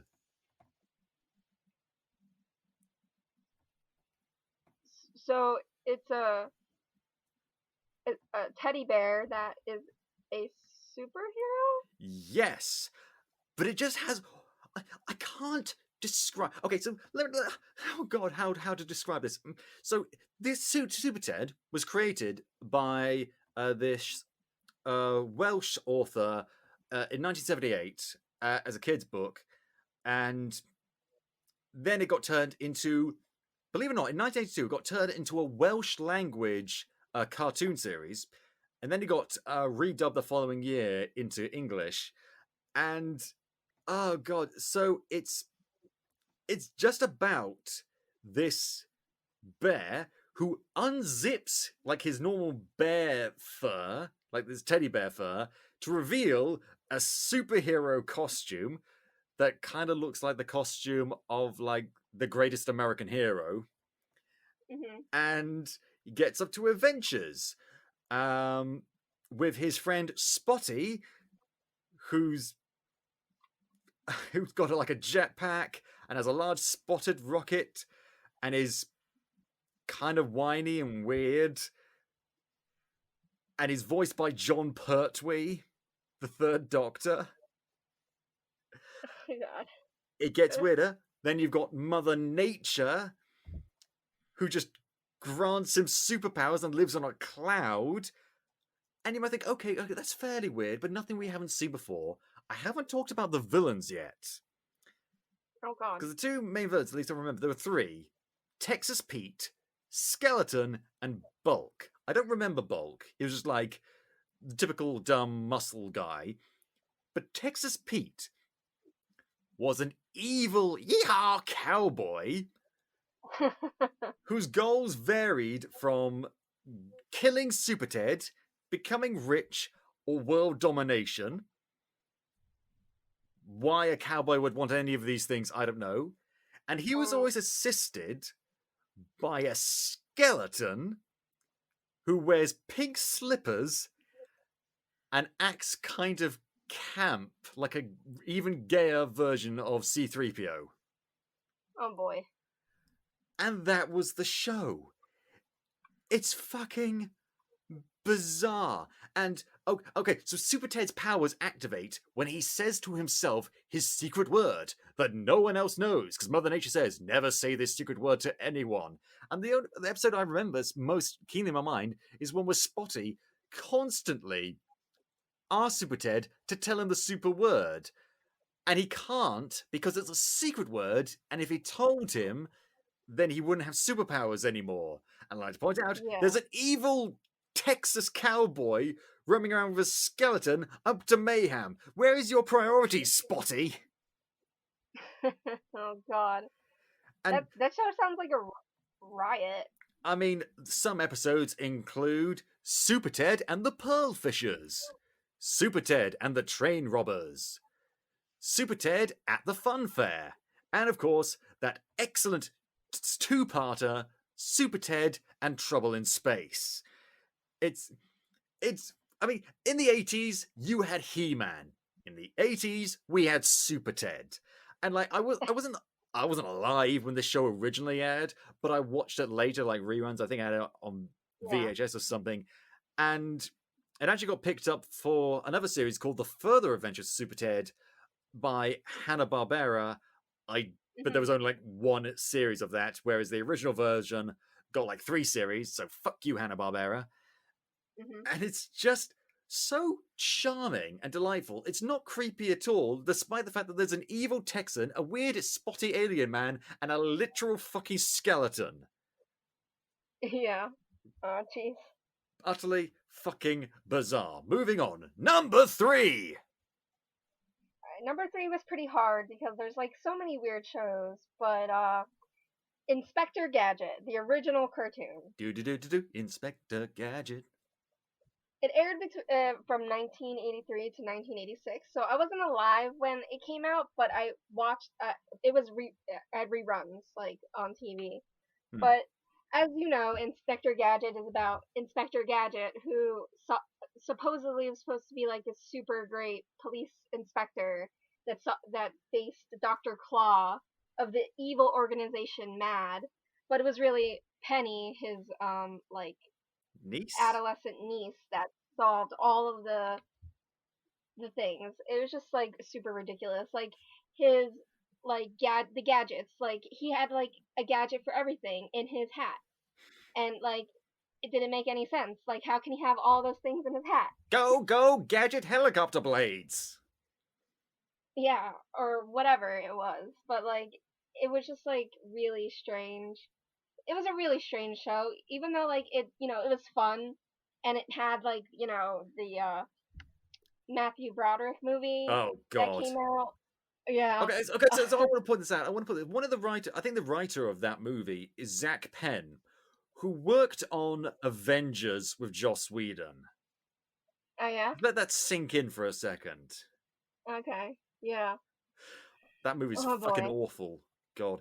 Here's the thing, I never watched the original Inspector Gadget cartoon. What I watched when I was a kid was Gadget Boy. Okay. It was like, I guess a continuation of it, but it's like with a little kid version of Gadget. And his thing about it was that every time there was a mystery to solve or a mission, he wouldn't believe that it was actually a mission. It was just coincidences and stuff going on that wasn't related to his actual job. And oh god, that was fucking bizarre. But mind you, the original show was fucking bizarre. So why does something like that have such longevity? I have no idea. It was produced by this company called DIC. DIC. Yeah, DIC. I know it's called DIC, but that just makes me think DEEK. Yeah. But like that was like the first Inspector Gadget was like the first show that like I guess got any traction. So like they just kept like going with it, like milking that cow until you don't want to milk a horse. You definitely don't want to milk a horse. Milk a cow until it's done, just like Nickelodeon does with SpongeBob. Oh god, yeah. I mean, speaking of, next one I want to talk about is something that was only broadcast once in 1989, but has been shown since then up until about 2008. I didn't watch it when it originally aired. I didn't even watch it at home. It was something that I got shown in school. It's called Through the Dragon's Eye. It was an educational show, I guess. It had 10 episodes, but it was just like this one-off thing from the BBC's Look and Read production studio. It was very much about education. It was just about encouraging kids to use reading skills. And it was about these 3 kids who get transported to a magical fantasy land where they have to save the day using reading skills. It was that sort of thing. And you might say, okay, that sounds pretty cool. That sounds, well, not cool. It sounds pretty normal, pretty standard, sort of an educational show, right? Wrong. This is the fucking scariest bullshit I have ever had to see in my life. It was the scariest thing that I ever saw up until a couple of years later when I was flicking through the channels one night and accidentally came across the film Star Trek First Contact right in the middle of a scene with the fucking Borg, and I didn't sleep that night. But until that point, this was the creepiest shit ever. Okay, so it starts with these children, Jenny, Amanda, and if you make a joke, I will kill you, Scott, looking at a mural at the school wall, and then suddenly the dragon in the mural comes alive, and he takes them to a land called Pelamar, and tells them, "Hello, kids. My name is Gorwen, and we need you to help save our land because we need to recover the pieces of this machine called the Vita Core." What's that? It's the life source of all Pelmar, and it recently blew the fuck up, and we don't know why. And unless we fix it and get it all back together, Pelmar is going to fade away and die. Oh no. First of all, that's a fucking lot to put on a bunch of kids.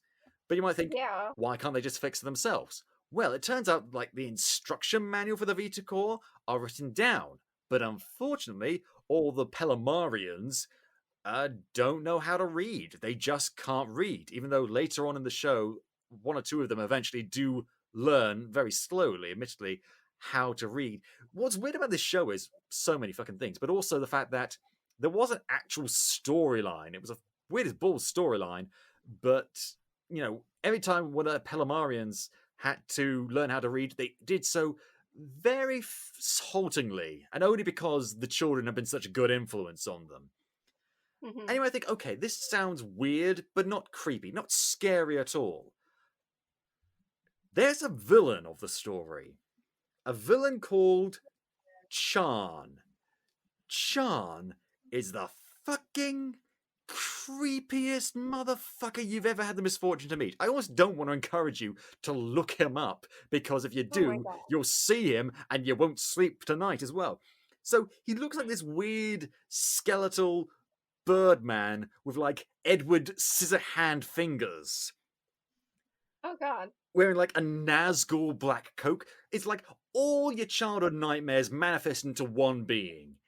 Oh God. I should definitely not look that up then. Oh, but it gets better because he has a superpower. Do you know what his superpower is? He zaps people with lightning that causes them to slowly melt into a puddle of goo. Oh my God. That's fucking horrifying for a children's show that's supposed to teach reading.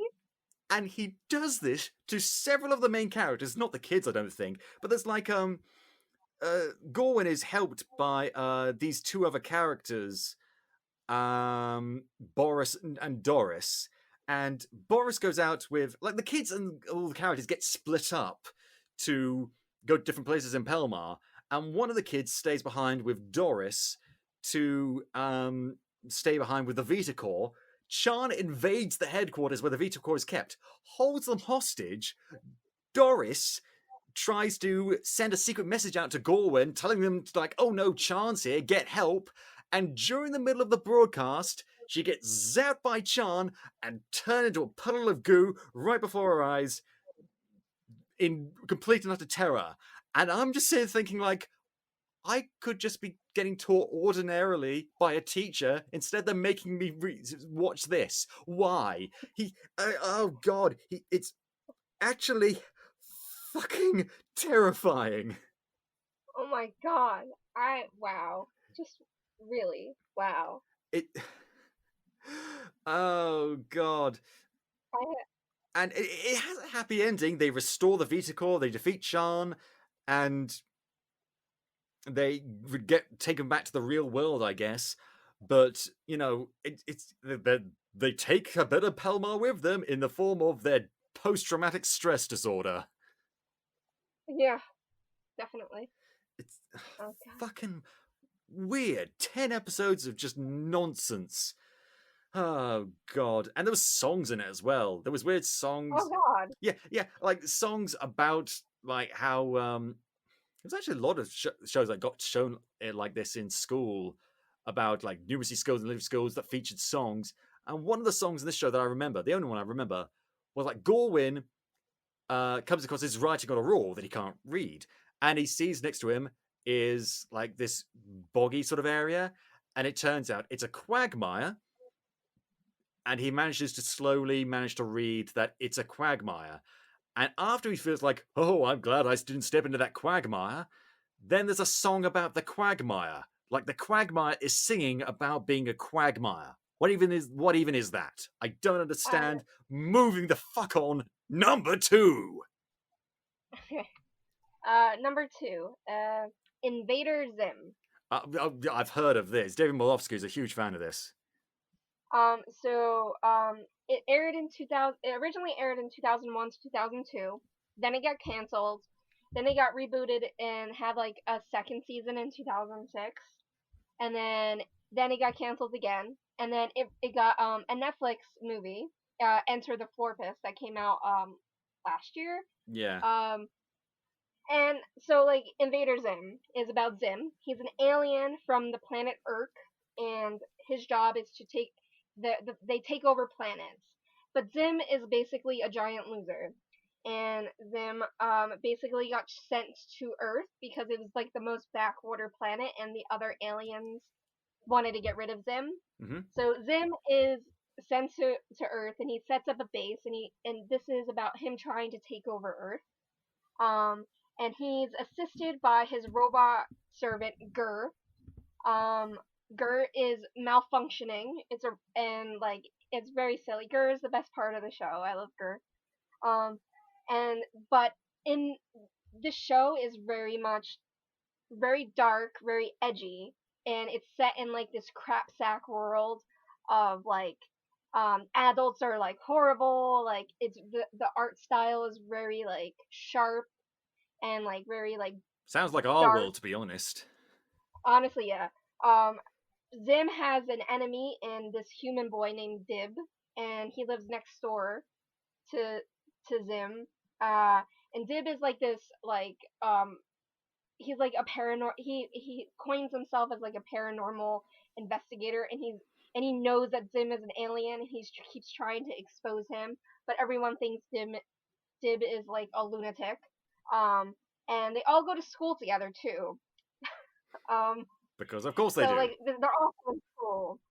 And like so like there are like really weird episodes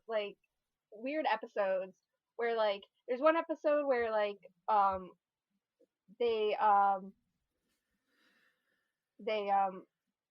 what like the characters like get like impossibly fat, and they get like a parasite in them because of it. And it was just like a whole weird thing. Like it's very gross too, but it's like very like I liked it when I was a kid. So, and I liked the sequel, but like it was very like sitcom-y, but like it was fun, but it was really really weird. It sounds very. I've had lots of people describe it to me, and it always seems weird. But it's one of those things that I don't feel any great need to go back and watch as an adult. Not just because I haven't seen it before, just because I don't know. I'm sure it is very good. I just don't really care, and nothing anyone has said has made me care. Yeah, I mean, I don't know if it aged well because I didn't rewatch any of the seasons. I only watched the Netflix movie, but who knows? Like, but yeah, that was one of the Vader Zim.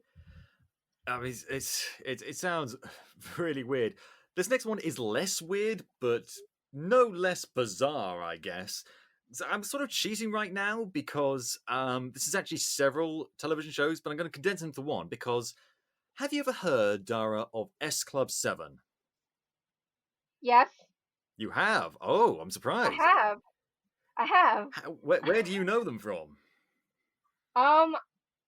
I think there was a song that was like really popular by them. There's several songs that are really popular. Well, at least in the UK, there were several songs that were popular by them. I think in America they only had one hit, "Never Had a Dream Come True." Yes, that's what it was. That was on all the time when I was younger. Never had a dream come true till the day that I found you. So they had a show. They had shows. They had multiple shows. S Club 7 was a fucking franchise. For those of you who don't know, S Club 7 was a pop band that started in the UK that I listened the shit out of when I was a kid. It's so cheesy, cringy pop right now, but back in then, they were the shit. They were created by this guy, its manager, Simon Fuller, the former manager of the Spice Girls. And they were a band featuring 7 members: Bradley McIntosh, Hannah Spirit, Joe O'Meara, John Lee, Paul Catamol, Rachel Stevens, and Tina Barrett. And they had songs like "Reach Up for the Stars" and "You Are All I Need to Get Me Through." and just very, very don't stop moving. It's very, very poppy, very, very light. And in fairness, they originally started in the late 90s, which was the perfect time for them, to be perfectly fair. Yeah. To be fair, yeah. That sort of British invasion of sunshine, daisies, and everything is fine to get over. We needed that to get rid of the last vestiges of the Thatcher years. We fucking needed that as a nation. And, you know, the darkness, encroaching darkness of the early 2000s had yet to descend upon us. Yeah. So we had S Club, and that was fine. And then they got so popular that people over here said, you know what, let's give them a TV series set in America. We got the first of several shows, and I say several shows, they basically all had the same premise. And this is the weirdest thing. This is why I'm bringing this up. They had multiple shows and several different television films and even a feature film, and they all exist within the same continuity. Oh my god. Bear with me here. We start off with Miami 7. S Club 7, despite being really popular in real life, are not, in the show at least, are not having the same kind of success as they might want. So they decided to give up England, leave England, and try and make it big in Miami, because Miami is where it's at. And that was the show, about them trying to make it big as a pop group in Miami. You might wonder what the characters were. The characters were them playing themselves. And what were the personalities like? Well, okay, let me put it this way. Bradley was kind of stupid. Rachel was the pretty one who was slightly unself-aware. John was a sort of hypochondriac. Actually, that's not even... What was John? John was kind of sarcastic. That was what John was. Tina was the sort of the moniker of the group from Friends, just sort of like trying to organize everyone, the unofficial leader, I guess. Hannah was the baby of the group, like the sweet, innocent one. Joe was the tough, badass one, and Paul was also there. I don't know what Paul's personality was in the show. He was just there. And they lived in Miami and tried to make it big. This was followed by 3 television films, Back to the 50s, Boyfriends and Birthdays, and The Greatest Store in the World. Never saw them, don't care. But after that, it was followed, literally like the next year, by another show called LA 7. They switch coasts and try and make it big in LA. And it's essentially the same story. You could combine these shows. Hell, you could air the episodes out of order, and you would basically not be able to tell the difference. The only difference was the hairstyles were slightly different, and the theme song had changed. That was it. And in general, for a British person growing up at that time, there was no difference between LA and Miami. They look exactly the fucking same. That's fair. And this was followed by 2 television films, artistic differences, and a Christmas special, but also a documentary series called S Club 7 Go Wild. It was set in real life. It wasn't about like the continuity of the show, but it was about each individual member of S Club 7 going out to try and find one specific animal that they like. Like one wanted to see a dolphin, one wanted to see an orangutan. And honestly, in some of the episodes, they didn't get to see the animal they wanted to go and see. Kind of a letdown. Anyway. Oh my god. This was then followed by Hollywood 7. You might think, well, LA, Hollywood, aren't they the same thing? Yes, they are. But anyway. This, however, is when things actually started to pick up in universe. They actually started to get a lot of headway in terms of their success. And the show ended with them actually making it big in America. Oh my god, stop the fucking presses. This was then followed by a sort of like an X Factor pop idol sort of show called S Club Search, where they tried to create, and indeed succeeded in creating, S Club 7 Junior, like kid versions of themselves. Oh god. Who ended up being their own band that continued even after S Club 7 broke up. Kind of weird. And they even some of them ended up on their own TV show as well, about a bunch of kids that go to like a media school where the headmaster is played by Doc Brown from Back to the Future. Like Christopher Lloyd is the head. It's very bizarre, but that's a whole other thing. So we had this show, Hollywood 7 ended with them making it big in America. The next show, Viva S Club, sees S Club go to live in Barcelona for some reason or another. This was 2002, by the way.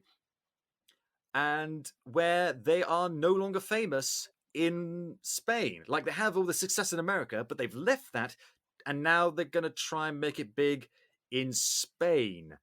This is where the cracks started to show a little bit. It even culminated in one of the characters, Paul, leaving the band, both in the show and in real life, to go and pursue his own musical career. He ended up in some sort of weird early 2000s metal band that no one's ever heard of. We will not miss you, Paul. They made a big deal out of it. Like the members of the gang got really upset that he was leaving. It was kind of a big emotional moment. And so I think the show ended with them gaining moderate success in Barcelona, which is where the movie comes in. 2003, the movie Seeing Double starts with S Club 7 making it big in Barcelona with their new manager, except I could do a whole a whole episode based around this movie. It's fucking ridiculous. They discover a secret conspiracy by entertainment officials to clone popular music artists so they can control their careers. And they themselves get replaced by clones. Really? I couldn't make this up if I fucking tried. The S Club 7 has a whole universe before that was a thing. The S Club 7 cinematic universe is real. Oh my god. It should come as no surprise then that shortly after the movie, they broke the fuck up. Yeah, I would assume. I didn't realize, I knew that's their song that was popular here, but I didn't realize that it was just, shows and movies and a documentary series and all of that. There was several documentaries, several television films. They appeared in other sort of UK, on ITV, they used to do this thing, I don't know if they still do it, called Christmas pantomimes, which are very popular in the UK, especially around Christmas time. And it was televised, and it featured all sorts of British celebrities that you've never heard of, trust me. Yeah. Actually, no, that's not true. Jennifer Walters was in one of them. You've heard of Jennifer Walters. Okay. Yeah. Yeah. And so, and they turned up as guest stars in one of those. So that it cannot be understated, the huge cultural phenomenon that was S Club 7 from the year 1997 to 2003. That was 6 years of pure bizarreness. Well, I've talked about this for long enough. We're going to finish this off with number 1. Alright, number 1. The Ren and Stimpy Show. I knew you were going to fucking do Ren and Stimpy. Yeah, because it came out in 1991 and it ended in 1995. So, to give you context, I was born in 89, so I was very young. I was 4 or 5. And I watched the show at that age because it was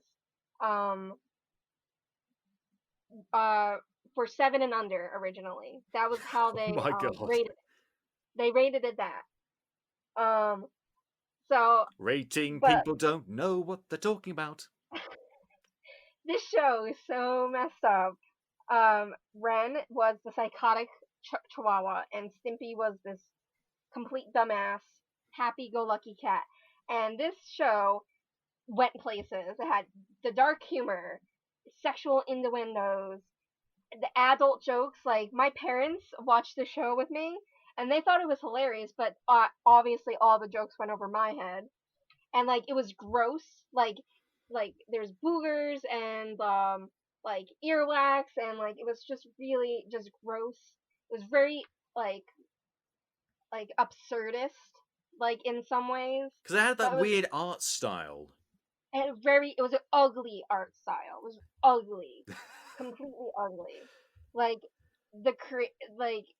The creator, did the first 2 seasons until he had a falling out with Nickelodeon. But that's fine because later it came out a couple years ago that he actually sexually abused some people. So oh fuck. Yeah, oh fuck. But like Ren and Stimpy is just like they had like the jokes, like a lot of them they didn't age well. Like there was a lot of like racist jokes and I seem to remember. I don't know a lot about the show, but I seem to remember the Chihuahua, whichever one that was, had like an exaggerated Mexican accent. Is that right? yeah. Yeah, he did. So there was a lot of like racist jokes. There was like definitely like there was uh like homoerotic like undertones. Like a lot of people thought Ren and Stimpy were like gay, but like it was very like also homophobic at the same time. Like it was just It sounds like the like antithesis of Bert and Ernie at this point. yeah, like and like they were like in this codependent like really abusive relationship basically. But it was just so gross. Like it just like stuck out in my head. Like when you said that we were gonna do the weirdest shows, I'm like Ren and Stimpy is at the top of the list You can't because not do it. you can't. And like the fact that the ratings people thought that this was okay for 7 and under in the early 90s just like just proved that like people just thought cartoons were for children. Because this would be like more in the vein of like Family Guy or like American Dad.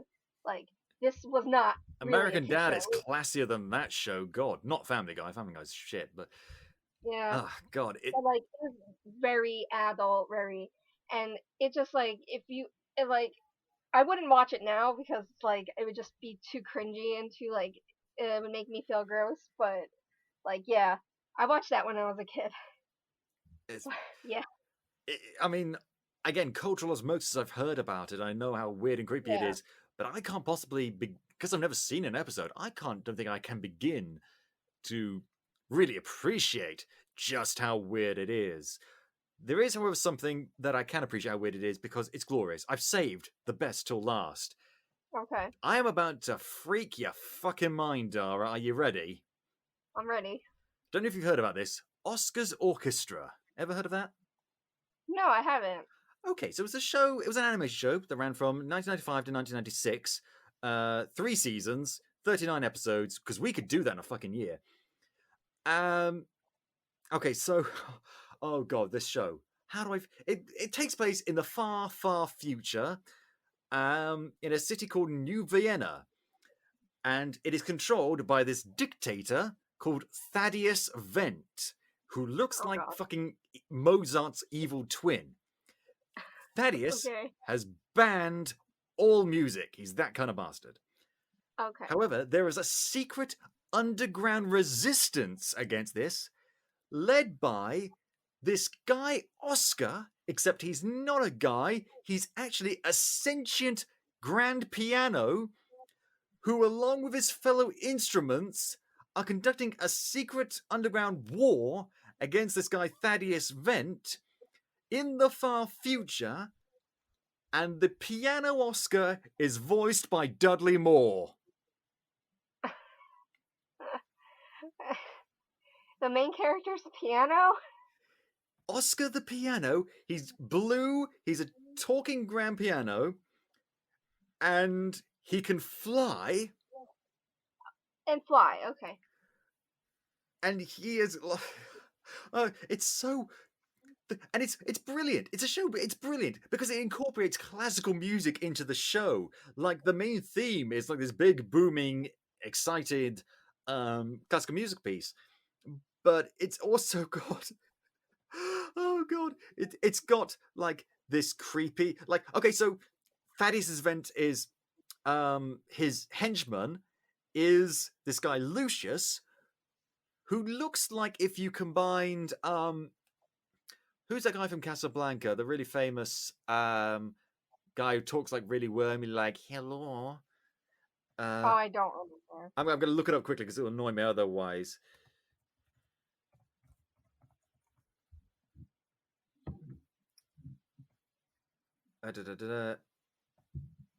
It's going to really annoy me.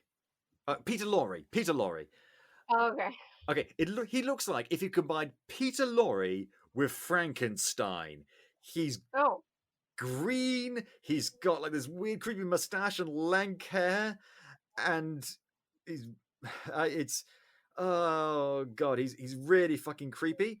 There's also other instruments that are part of Oscar's orchestra, including Monty the violin, Eric the triangle, who can create interdimensional portals with his body, Trevor the tuba, Sylvia the flute, Louis the oboe, and Stan and Jan the cymbals. They're all alive, they all have individual personalities, and they are all part of the underground resistance, which is sort of led by these two, well, not led by Oscar, but also including these two humans. Mr. Crotchet, I think his name is Crochet? Crotchet? I don't know. Who's a human who helps hide Oscar and his orchestra in the house like the fucking Anne Frank.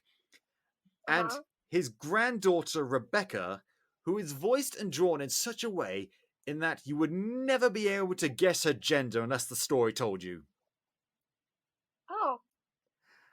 And they fight against this guy, Thaddeus Vent, who's got jagged, sharp teeth and a powdered wig in the far future with fucking robots and hovercars and stuff in a city called New Vienna.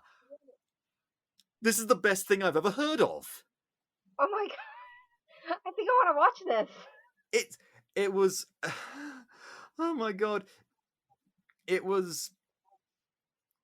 Yeah, like I said, it aired in 1995, 1996. I remember watching it just because... I mean, how could you forget this?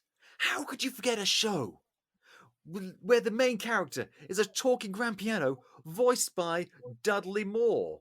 At least for the first 2 seasons, then he got replaced by someone else. But who cares? It was Dudley Moore. And you can't forget something like that.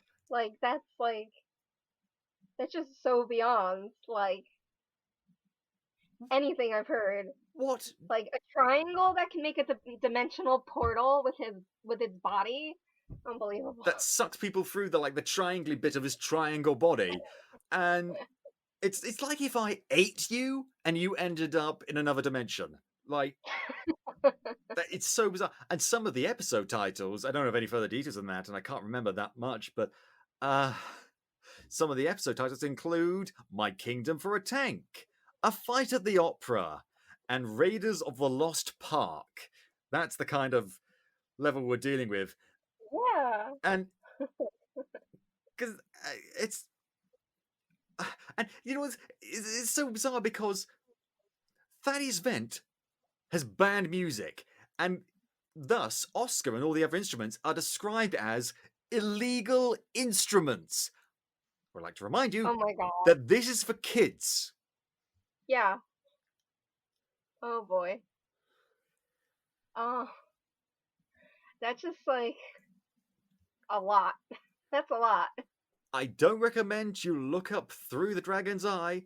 Here at a zero, I doubt you'll be able to find it, but I beg each and every one of you capers to go and look up, at very least, the opening intro for the show, because it's brilliant. It says, evil dictator Thaddeus Vent has banned music forever, but a piano is fighting back. A piano named Oscar. And then the classical musical starts, and I'm just like, shit, fuck you, Avengers, fuck you, Star Wars. This is the action epic I want to watch.